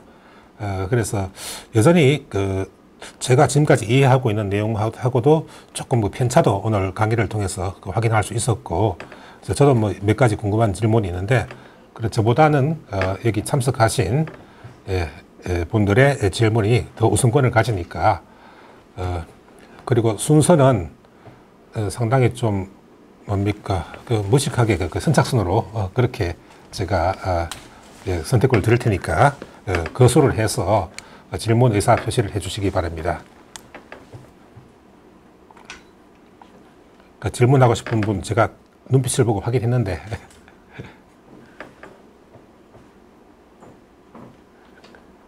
그럼 또 제가 또 해야 되나요? 첫 질문을. 예, 아까 행복을 말씀하시면서 칸트가 말하는 행복, 글릭셀리히카이트라고 하는데 사실 이제 그 말 자체에 보면 좀 주관적 감정이 이미 그 단어에 좀 포함이 되어 있다. 그런 느낌이 듭니다. 글릭셀리히니까 그죠? 어떤 마음의 어떤 그 행복감 이런 것인데 아까 이제 그러니까 좀 말이 좀 길어질 것 같아서 가급적 좀 짧게 좀 언급하고 싶은데 강 교수님께서는 칸트가 말하는 행복을 일종의 좀 쾌락주의 버전으로 해석을 하고 계신 것 같아요. 그래서 뭐 자신의 뭐 자연적인 충동이나 욕구 뭐 이런 것의 충족을 행복이라고 보는 것이 칸트에게서도 여전히 적용되고 있고 때문에 도덕적 의무와 행복을 연결시키는 것은 상당히 좀 부적절하다. 그래서 그 대표적으로 좀 틀린 해석으로 소개하신 것이 클라우스 듀징 교수의 해석입니다. 그 듀징 교수의 강의는 저도 한 두 학기 정도 들었던 것 같습니다. 제가 유학 시절에 제 살던 도시가 루르 지방의 제일 한복판에 있었기 때문에 주변에 딴 도시가 많고 그래서 상당히 좋은 기회가 많았죠. 주변에 여러 대학들이 있고 각 대학의 좋은 강의들은 제가 다 찾아서 들었던 적이 있는데 그때 이제 뭐 이분이 이제 원래 듀징 교수가 박사학위를 이제 칸트로 하셨고요. 근데 그때 자기가 확립했던 그 칸트에 대한 해석의 입장은 지금도 타당하다라고 하는 글을 쓰신 게 60이 넘어서였습니다. 그래서 아마 이분의 생각은 지금 강 교수님이 이렇게 질문을 던져도 똑같을 것 같아요. 그런데 이제 그 듀징이 해석하는 칸트의 행복과는 동양하고 좀 비교하자면 되게 유가적인 것 같아요. 그러니까 뭡니까? 어떤 도덕성의 자연화 아니면 자연적 본성의 도덕화 뭐 그러니까 일반인들이 다다르기 어려운 상당히 좀 숭고하고 고차적인 도덕성을 갖추는 것을 목표로 하는 뭐 예를 들어 뭐 동양 철학에서 말하는 뭐 군자 또는 뭐 성인 그에 가까운 버전을 가지고 이제 행복을 해석하고 있는 것 같습니다. 그래서 뭐겠습니까? 뭐 종심소욕 부리고 하듯이 마치 자연스러운 본능처럼 욕구하는데 그것이 완벽하게 도덕적인 사람, 그런 사람이 느끼는 감정을 행복이라고 이제 듀징은 해석을 하고 있는 것 같고, 그런데 또 강 교수님은 실제로 이제 여러 증거들을 끌어오시면서 칸트가 말하는 행복은 그거와는 좀 거리가 멀지 않느냐, 그렇게 보는 것 같습니다. 근데 저는 봤을 때 칸트가 이제 인간을 바라보는 관점이 그 현실적인 차원하고 어떤 이념적인 차원이 좀 구분된다라고 봅니다. 그래서 이념적인 차원에서 이 사람이 뭐 예컨대 뭐 의무에 맞는 행위를 하는 것은 별로 의미가 없고, 의무에서 나오는 행위, 이것이 정말 우리가 그 지향해야 할 목표 지점이다라고 이제 그렇게 말씀하시는데, 실제로 이 현실에서 인간들이 의무에 맞는 행위는 더러더러 합니다. 하지만 의무에서 나오는 행위는 또 별로 하지 않아요. 그죠? 자, 그런데 이제 문제는, 칸트의 그 삼비판 체계 말고, 조금 나오게 되면, 제가 지금 염두에 두고 있는 텍스트는, 세계 시민적 관점에서 본 보편사의 이념이라고 하는 책입니다. 좀 짧은 건데, 우리가 알고 있는 상당히 좀, 좀 완고하고 엄격한 도덕주의자로서의 칸트의 모습보다는 상당히 현실에 대해서도 날카롭게 좀 진단하고 인정을 하고 있는 그런 칸트의 모습이 보입니다. 인간들이 기본적으로 타인에 대해서 적대적이다라는 약간 홉스적이거나 또 아니면 타인의 칭찬을 기대한다라고 하는 좀 휴메 도덕 감정론 같은 것도 다 거기서는 받아들이고 있는 것 같습니다. 그래서 인간은 기본적으로 완벽하지 못한 존재이다. 인간의 지성과 이성, 실천 이성도 한계가 있다. 그래서 근본적으로 대다수의 인간들은 남의 칭찬을 듣기 위해서 또 남과의 경쟁에서 이기기 위해서 그래서 자기가 어떤 쾌락을 얻기 위해서 행동하는데 그래서 인간의 사회성이라고 하는 자체가 본질적으로는 반사회적인 특징을 갖고 있다. 그래서 반사회적 사회성이라는 말을 씁니다.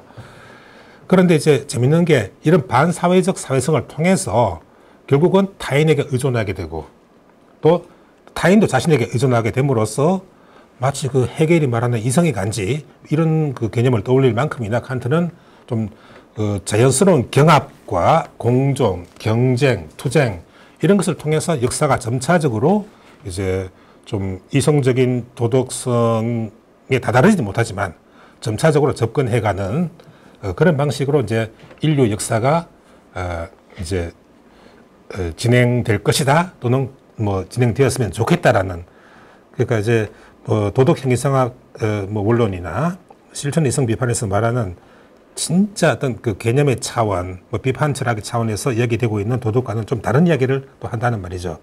행복이라고 하는 것도 이렇게 칸트의 양면성을 봤을 때 결국 그 어떤 자연적인 인간의 지향성 이 자체가 완벽한 도덕성과 그대로 일치하는 지점을 지향하는 어떤 이념도 있는 것 같고 또 현실적으로 행복이라고 하는 것은 기본적으로 인간의 자연적 경향성이 상당히 못난 것이기 때문에 그것을 지향하는 것은 도덕의 성격에 맞지 않다고 하는 두 가지 해석이 다 가능할 것 같아요. 그래서 좀 저도 지금 결론을 못 짓겠는데 선생님의 탁월한 설명을 통해서 제 좀 어지러운 이 머리를 좀 정리해 주셨으면 좋겠습니다. 그 교수님의 질문이 저도 이제 단번에 깔끔하게 대답하기는 약간 어렵습니다만 근데 이제 몇 가지 제가 강연 중에 더 설명을 드렸으면 좋았을 것 같은데 설명드리지 못한 부분들을 잘 말씀해 주셔서 그걸 조금 더 말씀드리려고 합니다. 제가 아까 클라우스 뒤징의 행복 개념을 소개하고 그리고 그거는 사실은 텍스트에 의해서 전혀 뒷받침이 되지 않기 때문에 틀렸다 이렇게 말씀드렸을 때 그때 클라우스 뒤징의 그 논문은 사실은 클라우스 뒤징이 60대가 아니고 더 젊었을 때 쓴 겁니다. 아주 젊을 때 쓴 거죠. 네, 쓴 건데 교수님께서 그 클라우스 뒤징이 이후에 자기 입장을 약간 고치거든요. 그거를 말씀해 주셔서 그걸 조금 더 말씀드리고 싶습니다. 근데 제가 아까 그 PPT에서 뒤징이 그거를 소개해 드렸을 때는 그 입장을 옹호하는 다른 연구자들이 굉장히 많이 있어서 그 한 조류를 설명해 드릴 수 있어서 그걸 말씀드리려 했었는데 처음에는 이제 칸트가 도덕적인 행복과 물리적인 행복을 구분을 하더라라는 거에서 해서 물리적인 행복은 경향성하고 욕구를 충족함으로써 느끼는 쾌해 상태를 말을 하고 그리고 도덕적인 행복은 도덕적인 행동을 한 다음에 자신의 좋은 신조를 보면서 거기에 대해 느끼는 만족감 이런 식으로 얘기를 했었습니다. 근데 그 구분을 이제 가져와서 최고선의 구성 요소는 도덕적 행복이다 이렇게 말했던 게 뒤징의 초반 해석입니다. 근데 이후에 뒤징의 본인도 아마 칸트 텍스트를 보니까 칸트는 어쨌든 경향성하고 욕구의 충족을 그 쾌락을 행복이라고 한 것 같다라는 거를 인정하신 것 같아요. 그래서 어떤 식으로 수정을 하셨냐면 아예 애시당초 권 교수님께서 정확하게 지적하신 것처럼 애시당초 우리의 본성과 욕구가 도덕 법칙에 어긋나지 않는 방식으로 조율이 되면 그러면 욕구와 경향성을 충족해서 쾌를 느끼지만 그것도 역시 도덕적으로 할 수 있지 않겠는가라는 식으로 생각을 하신 것 같습니다. 그래서 이후에는 욕구와 경향성의 조율, 도덕 법칙에 맞는 방식의 조율 이런 식으로 행복 개념을 살짝 수정을 하셨어요.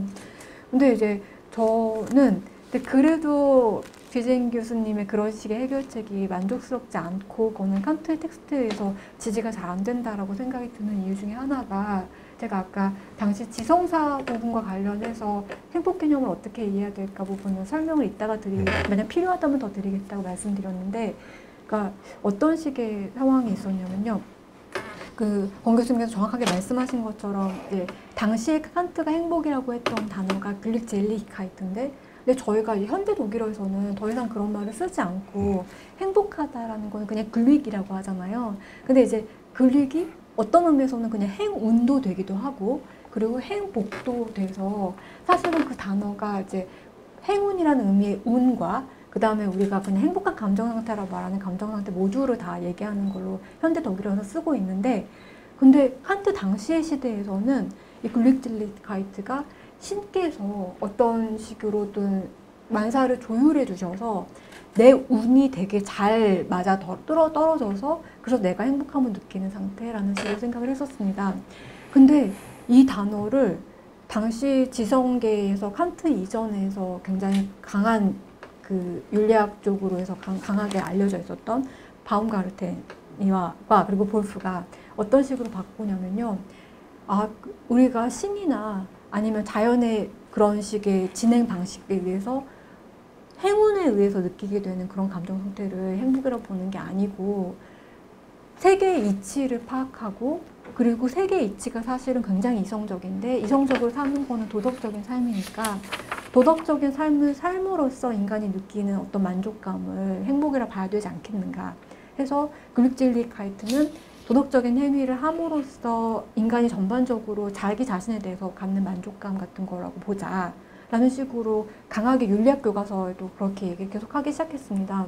근데 칸트가 당시에 그러니까 바움가르텐의 윤리학 교재, 볼프의 윤리학 교재 이런 걸 갖고 강의를 하면서 이 내용은 내가 생각하기에 전혀 맞지 않다라고 이제 메모를 하고, 그리고 학생들 가르칠 때는 볼프나 바움가르텐은 이렇게 얘기를 하는데 내가 생각하기에는 그렇지 않다. 행복이라는 거는 어쨌든 상당히 운도 좋아야 되고 내가 관여할 수 없는 것이고 기본적으로는 욕구나 경향성의 충족으로 가야 될 것 같다라는 식으로 이야기를 하기 시작합니다. 그래서 이제 그런 것까지 특히 이제 어떤 도덕적인 행복을, 그러니까 그 칸트가 도덕적인 행복, 물리적인 행복 구분했을 때 도덕적인 행복을 글릭젤리히카이트라고 보자라고 한 바움가르텐과 볼프가 대적하고 있다는 것까지 우리 같이 생각을 해보면 칸트 생각은 어쨌든 그러니까 그런 식의 그러니까 뒤진 선생님께서 이후에 이제 수정하신 그런 개념으로도 설명하기 어려운 방식으로 사실은 어떤 제어할 수 없는 경향성과 욕구의 상태가 분명히 있고, 그리고 이거는 사실은 주변 환경과 운과 이런 것들도 굉장히 많이 영향을 받고 이런 것들이 잘 맞아 떨어져서 그렇게 느껴야 되는 행복감, 그러니까 어떤 만족감, 내 기본적으로는 경향성과 욕구의 충족으로 봐야 되는 만족감 이런 게 아닐까라는 생각이 더 연구를 하면서도 강하게 들어서, 그래서 이제 텍스트적인 부분뿐만 아니고 당시 지성사적인 맥락까지 같이 생각을 해봤을 때 그렇게 해석하는 것이 칸트 행복 개념에 더 잘 맞겠다는 생각이 들었고, 그래서 이제 오늘 소개해드릴 때도 그 방향으로 말씀을 드렸습니다. 또 현대 독일어에서는 이제 글릭이랑 젤리히카이트랑 완전히 떼서, 글릭은 아까 말씀드린 것처럼 이제 행운과 행복을 다 가리킬 수 있고, 젤리히카이트는 그냥 이제 거의 기독교적인 지복의 상태 이렇게로 완전히 내세에서나 누릴 수 있을 것 같은 그런 행복 상태로 바뀌는데요. 이제 이런 개념의 변천사 같은 것도 같이 생각을 해보면, 그러면 이제 칸트의 행복 개념은 어쨌든 이제 도덕적인 행동을 함으로써 느끼는 만족감이라던가 아니면 내 욕구와 경향성을 모두 돌보지에 맞게 어떻게 조율을 해서 그런 식으로 해서 느끼는 육아적인 뭐 그런 동양 철학적인 방식의 그런 행복감하고는 좀 다른 것 같습니다. 그래서 이제 제가 연구해서 제가 말씀드리는 수준에서는 이 정도로 답변 드릴 수 있을 것 같습니다. 제가 정확하게 그 지점을 기억을 못 하는데 한 몇 년 전에 대학원 수업 텍스트를 읽을 때 그런 뭐 대충 이런 취지의 그 칸트의 구절이 있었던 것 같습니다. 그러니까 마치 이제 뭐 가령 뭐 동물이 물을 찾고 먹이를 찾는 것처럼 자연스럽게 충동을 발휘했을 때 그것이 도덕적으로 되는가, 뭐 그런 것을 칸트가 좀 언급했던 부분이 있어요. 그게 제가 실천성 비판이었는지 도덕 현상 올렸는지 그 기억이 잘 안 나는데 그런 지점이 있죠. 네네. 예. 그래서 아마 뒤징이 뭐 행복을 그렇게 만약 뭐 조금 쌤 입장에 따라서만 좀 약간 좀 확대 해석을 했다라고 하는 것도 아마 그런 대목과 연관이 있지 않을까 싶긴 해요.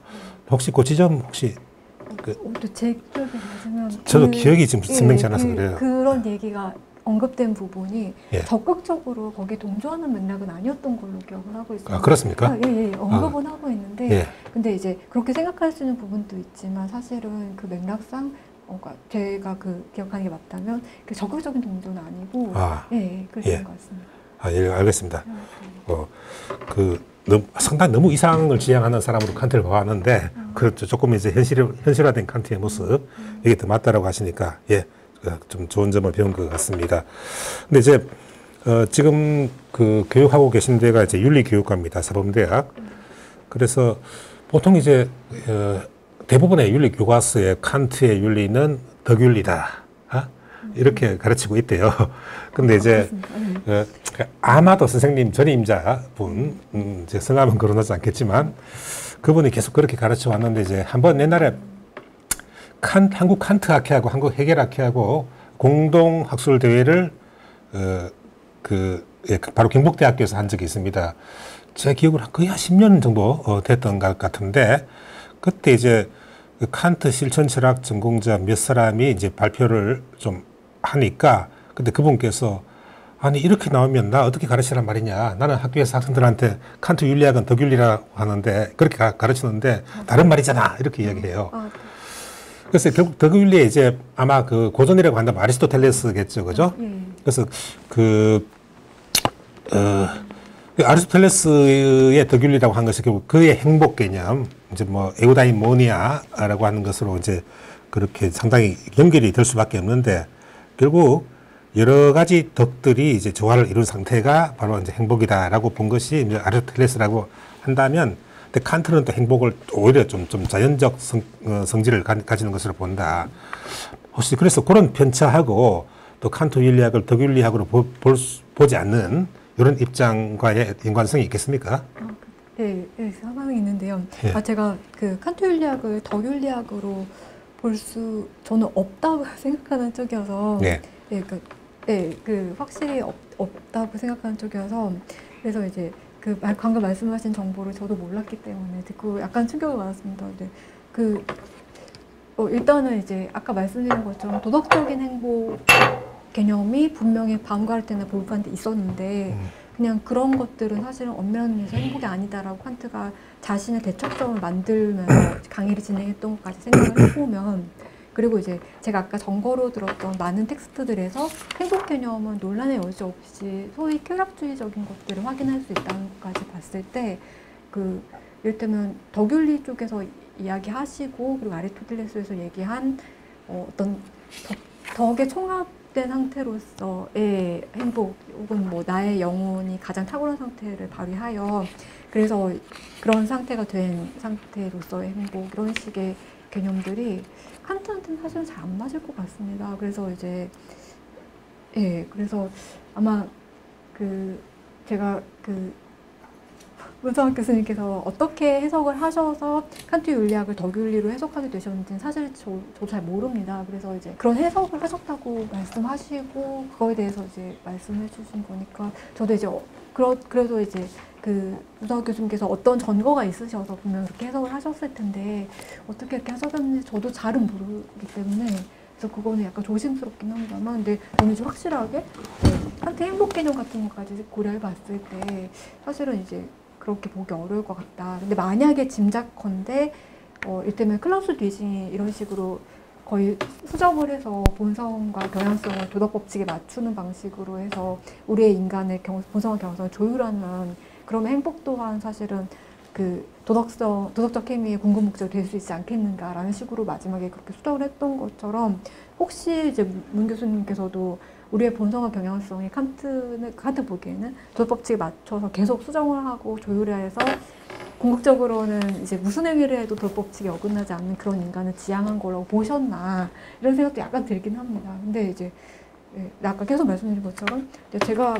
생각하고 제가 해석하기로는 칸트에게서는 그렇게 보기 어려운 부분들도 많은 것 같고, 이제 그거를 이제 이 교수님께서 그 현재 교과서는 이제 확실하게 그거를 예, 다르게 하고 있다 이런 걸 같이 아마 그분의 뭐 그 독창적인 의견이라기보다는 아마 이제 그 당시에 여러 사람이 공유하고 있었던 뭐 그런 해석 버전이 아닌가 생각합니다.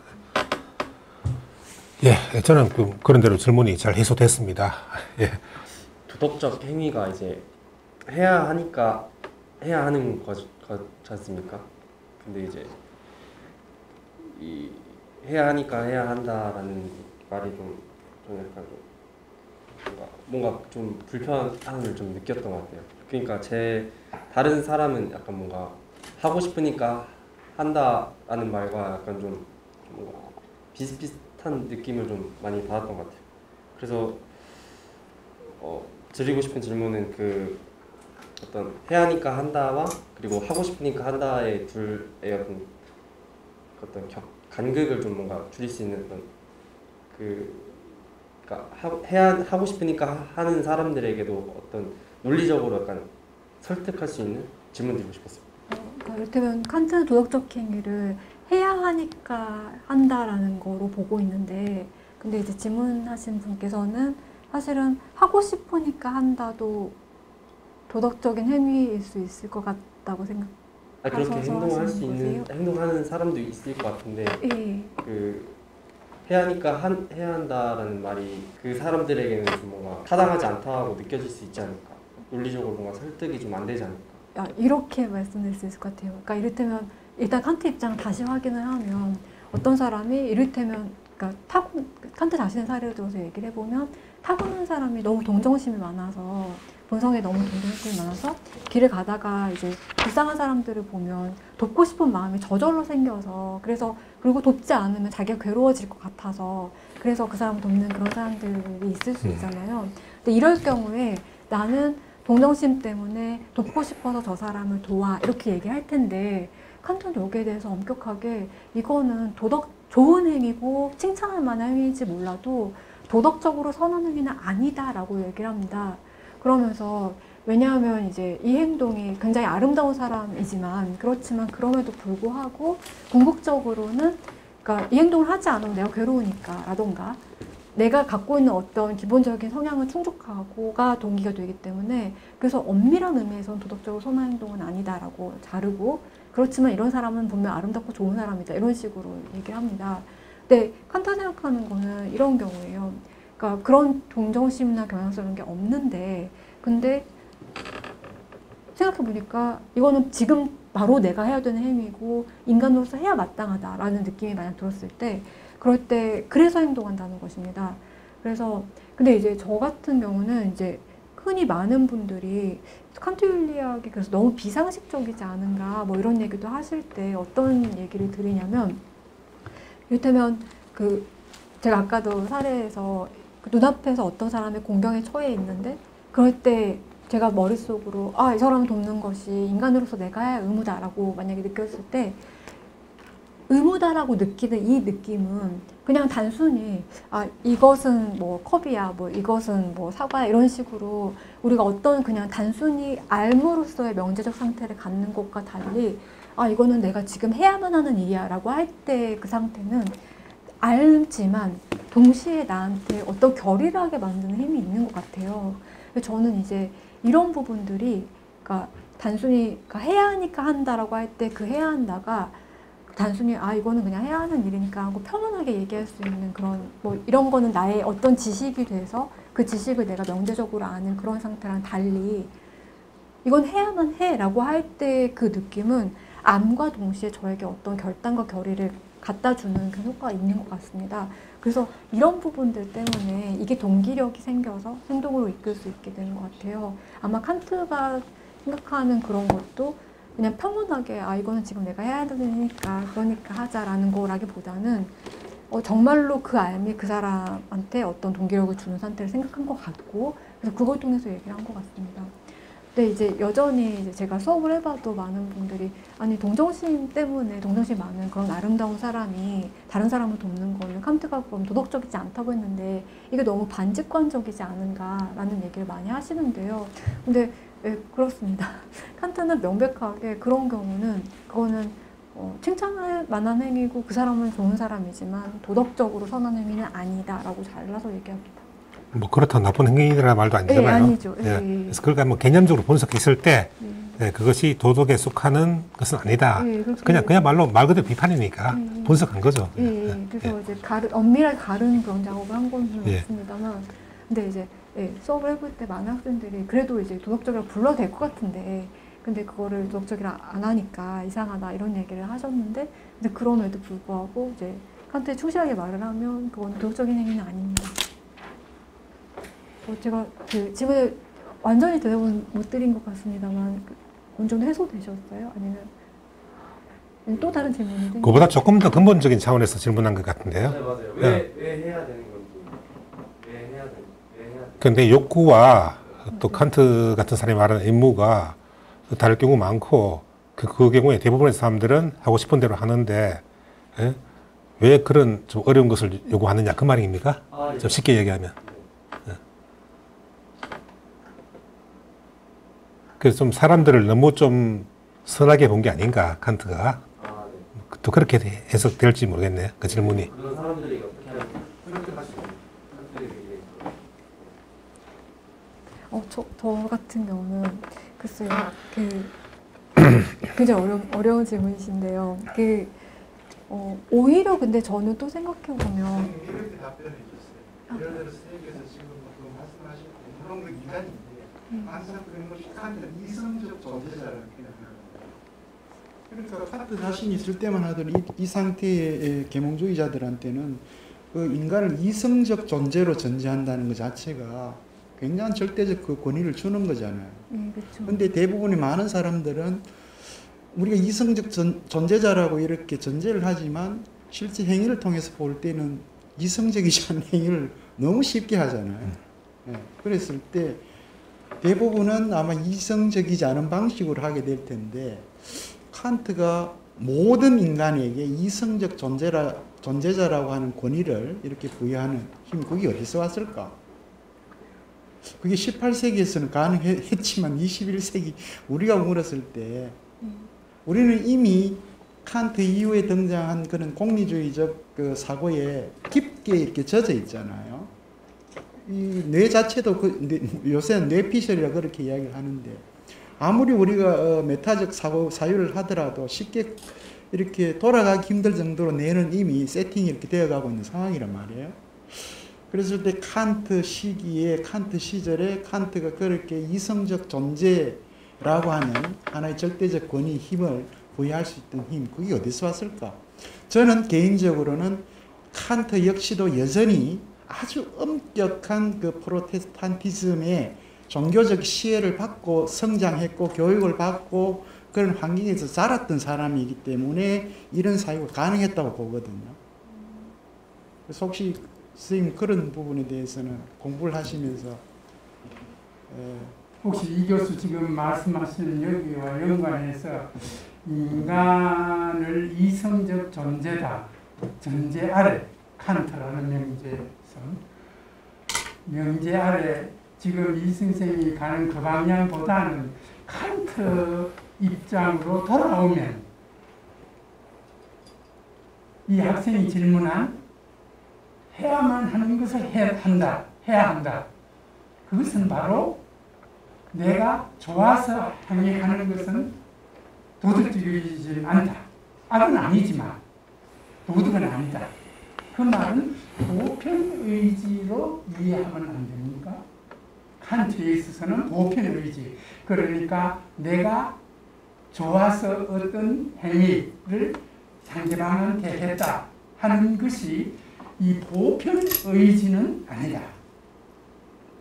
보편적인 건 전 인류의 보편적인 건 아니거든요. 칸트 입장에서 보면. 그러니까 그것은 선한 의지가 아니다. 도덕이 아니다. 그런 이야기가 가능하지 않겠나 이런 생각이 드는데.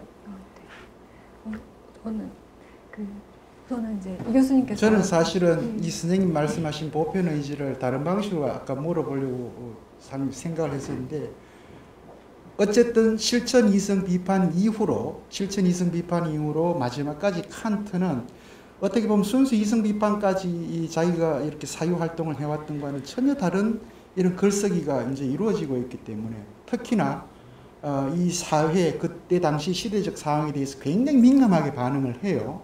그래서 아까 보편사도 그런 말씀을 하셨습니다만 그렇고 보면 칸트는 자기보다도 한 20년 뭐 한 25년 전에 이 작품들이 나오기 전에 나왔던 그 루소의 사회계약론 같은 경우 예를 들면 그 개별 의지와 일반 의지와의 관계에서 그 일반 의지라고 하는 개념을 독특하게 이 선의지라든지 혹은 도덕 법칙이라든지 보편 의지와 같은 이런 개념으로 차용해서 설명했던 건 아닐까 그런 생각이 많이 들거든요.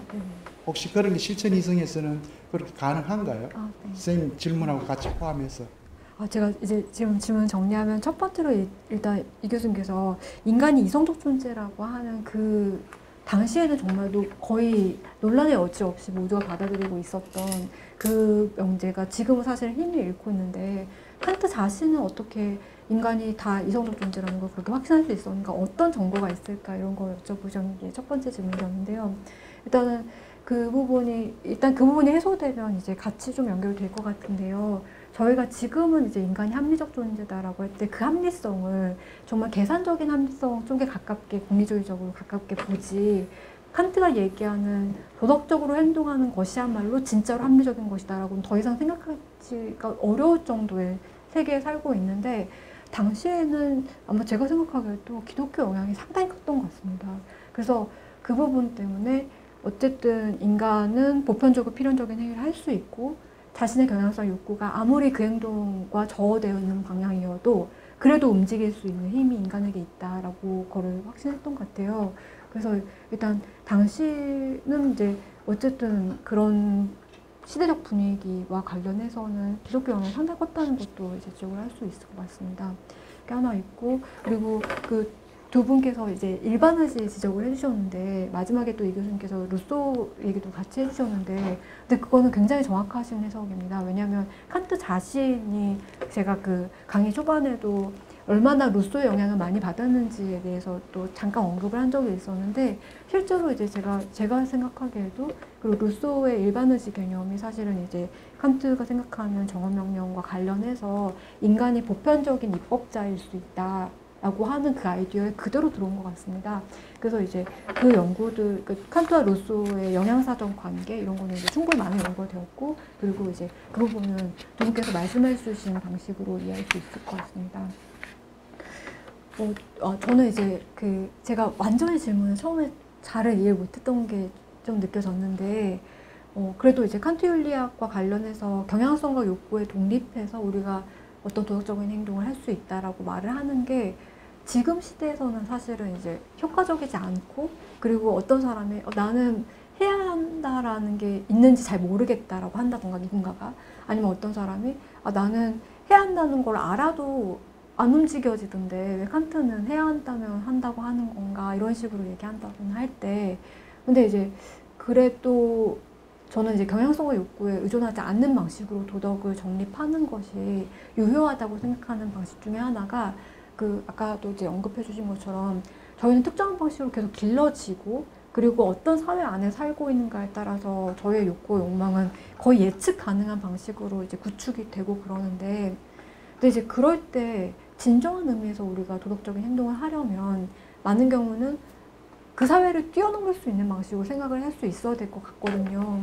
그러니까 이를테면 저희가 이제 과거에 이를테면 뭐 저희가 만약에 나치 시대 같은 데 살고 있었고 교과 과정에서 체계적으로 아리안 민족의 우수성과 유대인의 열등성을 가르침받고 유대인 차별하는 것이 심지어 도덕적이라는 걸 교육받고 이런 식으로 살았을 때 어떤 사람이 정말로 그 사회 안에 잘 적응하고 정말 훌륭한 교육을 받아서 한치의 의심 없이 나는 유대인 차별하는 것이 도덕적으로 옳다고 생각해 이렇게 생각할 수도 있고 아니면 그냥 아예 욕구가 그런 쪽으로 맞춰져서 유대인이 차별하는 것이 그냥 나한테 좋은 일처럼 욕구가 될 수도 있고 그렇잖아요.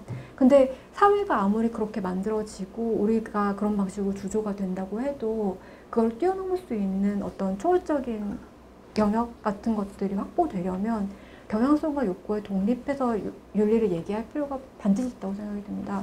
그래서 이제 그런 걸 생각해 볼 때 사실은 이제 칸트 윤리학이 사실은 이제 공허하게 인간은 모두 이성적인 존재다라고 말한다고 볼 수도 있지만 그렇지만 그 공허함 때문에 어쩌면 이제 현실은 공허해졌어도 더 그 가치를 지킬 필요가 요즘 시대에 더 있지 않을까 그런 생각이 좀 들어요. 이건 제 5강에서 하실 말씀 같은데, 그죠? 마지막 강의에서. 네, 그렇긴 한데요. 예. 근데 사람들 관심은 자꾸 그쪽에 좀 미리 가 있는 것 같습니다. 그런 것 같습니다. 네. 네. 그러니까 학생이 이런 질문을 해야 되는 겁니다. 단순하게 짧게 하더라도 이렇게 막 논의가 확 촉발되는 거 봐요. 원래 그런 겁니다. 그 앞선 질문자의 질문을 통해서 많은 것이 좀 해소가 되었는데요. 이제 그럼에도 불구하고 저는 이제 선생님께서 주신 페이퍼에 그 도덕적 선과 행복을 함께 추구할 수 있는가 해서 1차적으로는 노라고 하셨는데요. 근데 사실 덧붙여 이제 이 행복이 칸트에게 있어서는 여기서 이제 부제로 자기 애라는 갈로를 하셨는데 뭔가 도덕적 선에 대비되는 이 행복이 저는 굉장히 긍정적인 의미로 생각하고 있었는데 칸트의 의미로서는 굉장히 그 도덕에 반대되는 의미 혹은 배제되는 의미 그래서 이걸 같이 추구할 수는 없는가 왜 이게 노가 될 수 있지? 조금 더 거기에 대한 답변을 듣고 싶습니다. 일단은 이제 그 자기 행복을 추구하는 행위는 그냥 정의상 비도덕적인 행위여서 칸트가 생각하기에 왜냐면 그 아까 계속 말씀드렸던 것처럼 이걸 하는 것이 의무니까 그리고 이것을 해야 하니까 라는 식의 동기로 이걸 이제 칸트는 도덕 법칙에 대한 존경이라고 불렀습니다만 그런 방식으로 행동하지 않으면 그러면 그것이 동기되지 않으면 그것이 동기되어야만 그래야만 도덕적인 행위이기 때문에 이를테면 도덕적인 행위가 만약에 이렇게 하면 내 마음이 편안하니까 뭐 이렇게 하면 내가 괴롭지 않을 것 같으니까 같은 방식이 되면 그러면 그런 부분은 그냥 비도덕적인 행위 그러니까 칸트가 말하는 엄밀한 의미에서는 도덕적인 행위가 아닌 것이 되어서 정의상 불가능해서 그렇게 잡은 것입니다. 안 그래도 어떤 이론에서는 우리가 지금 지금 현대의 담론보다 칸트는 칸트 안에서 그죠? 그 용어를 이해하고 담론하는 게 맞다고 이제 저는 생각해서 선생님 말씀이 잘 이해가 되었는데요. 저는 사실 이게 이제 도덕과 자꾸 행복이라는 얘기를 할 때 자꾸만 어떤 심리학의 유흥에서 페르소나가 자꾸 떠오르면서 사람들이 맨 얼굴을 가지고 있는데 그 사회적으로 자신이 받아들여지게 하기 위해서 자꾸 가면을 쓰잖아요, 페르소나를. 근데 거기에서는 어떻게 하냐면 페르소나의 팽창이 일어나면 심하게 왜곡되고 자신이 이제 부정되기 때문에 적절한 균형점을 찾아라 이렇게 말을 하고 있거든요. 그러면 가령 다시 칸트의 논의로 돌아와서 도덕적 선과 행복일 때 이 행복과 도덕은 뭐라 그럴까 중간지대가 있는 것인지 아니면 행복은 조금 더 배제되고 도덕적 선, 최고선을 향해서 인간은 좀 나아가야 하는 건지 그 둘 관계가 조금 궁금했어요. 그래서 제가 그 페르소나의 이론하고 그냥 도덕성과 행복의 종합을 유비시키신 거를 네네. 잘 납득을 유비가 적절치 못했는데요. 않을 수도 있겠죠. 네. 근데 이제 제가 이제 이 부분과 관련해서 굉장히 여러 가지 해석이 있고 저는 이제 오늘은 제 해석을 말씀드렸던 거였는데 근데 이제 여러 가지 해석이 있는 이유 중에 하나는 칸트의 행복 개념만 따로 떼놓고 볼 때는 도덕성과 사실은 조화가 안 되어 보이는데 근데 이제 칸트가 명백하게 최고선이라는 것은 도덕성에 비례하는 행복이고 근데 이거 완벽하게 딱 비례하지 않더라도 꽤 비례한다고 볼 수 있는 그런 식의 행복이고 그리고 이것이 도덕적 행위의 궁극 목적이라고 했는데 이걸 도대체 어떻게 우리가 이해를 납득 가능하게 할 수 있을까 칸트 윤리학의 큰 취지를 훼손하지 않으면서 이런 부분 때문에 이제 계속 논란이 됐던 거였거든요. 근데 저 같은 경우는 개인의 차원에서만 보면 그러면 칸트 윤리학의 기조에 따를 때 도덕성과 행복은 사실 조화가 불가능해 보이고 그런데 그럼에도 불구하고 도덕적 행위의 궁극 목적이라 칸트가 말한 이유는 아마 한 개인이 아니고 그 인류 전체나 역사적인 차원에서의 지향점 같은 걸로 생각을 해서 각자가 도덕적인 행동을 하면서 도덕 법칙에 맞게 사는 것이 나 자신의 행복은 당장은 보유하지 못하더라도 어떤 식의 사회가 만들어질 거고, 그리고 각자는 또 이제 도덕적으로 살기 위해서 다른 사람의 행복을 촉진하는 방식으로 살아야 되는데, 그래서 결과적으로 상호적으로 내가 내 행복을 보장 못해도 일테면 내가 그 선생님의 행복을 보장해주는 어떤 것들을 하고 선생님께서도 제 행복을 보장하는 어떤 것들을 해주는 방식으로 해서 궁극적으로는 도덕성에 비례하는 행복이 실현될 수 있는 사회라는 거를 이상적으로 생각한 게 아니었을까라는 게 이제 제 발표의 논제였습니다. 근데 선생님께서 그 페르소나 이론 얘기하셨을 때는 한 개인의 차원 안에서의 균형점을 생각해 주셨던 것 같아요.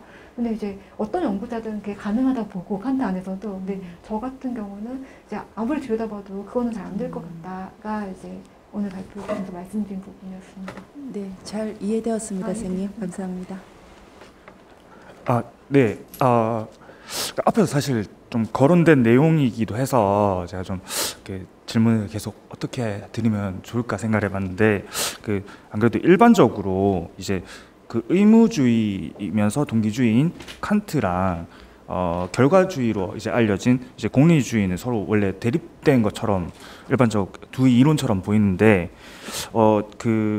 선생님께서 그 주신 자료에서 그 세 번째 파트 앞에 보면은 이제 그 칸트 행복 개념을 설명해 주시는 데서 보면 사실 이 행복 개념대로만 하면은 공리주의자를 반드시 엄격하게 배제하는 것 같지는 않고, 오히려 그 정반대에 있다고 간주되어 온 요 공리주의를 어느 정도 칸트의 입장이 보완하는 것 같기도 하고, 또 반대로 이제 칸트가 공리주의를 보완할 수 있을 것 같기도 하고, 또 공리주의에 의해서 칸트의 행복 개념이 조금 더 보완될 수도 있을 것 같아서 여기에 대해서는 혹시 조금 더 자세하게 설명해 주실 수 있을지 여쭤보고자 합니다.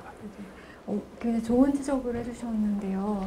보편적 행복 개념은 사실은 이제 공리주의, 소위 이제 대립되어 있다고 알려져 있는 공리주의와 이제 칸트 윤리학의 어떤 접점을 마련해 줄 수 있는 개념이 아닐까 하고 저도 생각을 하는 부분들이 있습니다.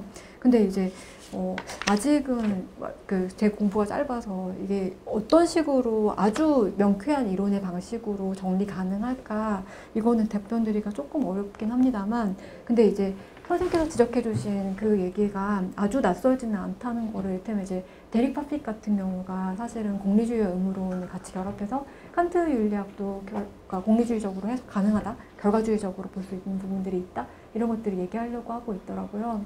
근데 이제 파픽 같은 경우는 보편적 행복이란 이 개념에 주목한 것 같지는 않습니다만, 근데 이제 그렇게 연구자들 중 안에서 이제 그렇게 하실 수 있는 분들이 있는 걸 보면 저희가 어떤 단초들을 칸트 윤리에서 찾을 수 있는 게 분명히 맞는데, 근데 저도 이제 제가 이제 연구할 때 그런 부분들을 생각은 하긴 했는데 미처 좀 더 발전시키거나 하지는 못했습니다. 그래서 저도 이제 아직 아이디어 상태로 갖고 있는 상태입니다. 네. 그래서 이제 저도 충분히 답변될 수 있는 주제는 아니었지만 저도 이제 아이디어 상태로 갖고 있는 그런 상태입니다. 그 아이디어가 조만간 나오겠죠. 이제 네. 물건으로 네. 예, 기대하겠습니다. 예, 시간이 뭐 거의 다 됐다고 봅니다. 벌써 이제 세 번째 강의까지 끝났고, 다음 주에 네 번째 강의가 이어집니다. 다음 주 주제는 실천 이성의 요청이라는 제목으로 진행되겠고요. 또 역시 많은 관심 부탁드리겠습니다. 오늘도 정말 좋은 강의와 또 좋은 답변 해주신 강 교수님께 우리 감사의 박수를 보내드리면서 오늘 순서 마치도록 하겠습니다. 예, 감사합니다.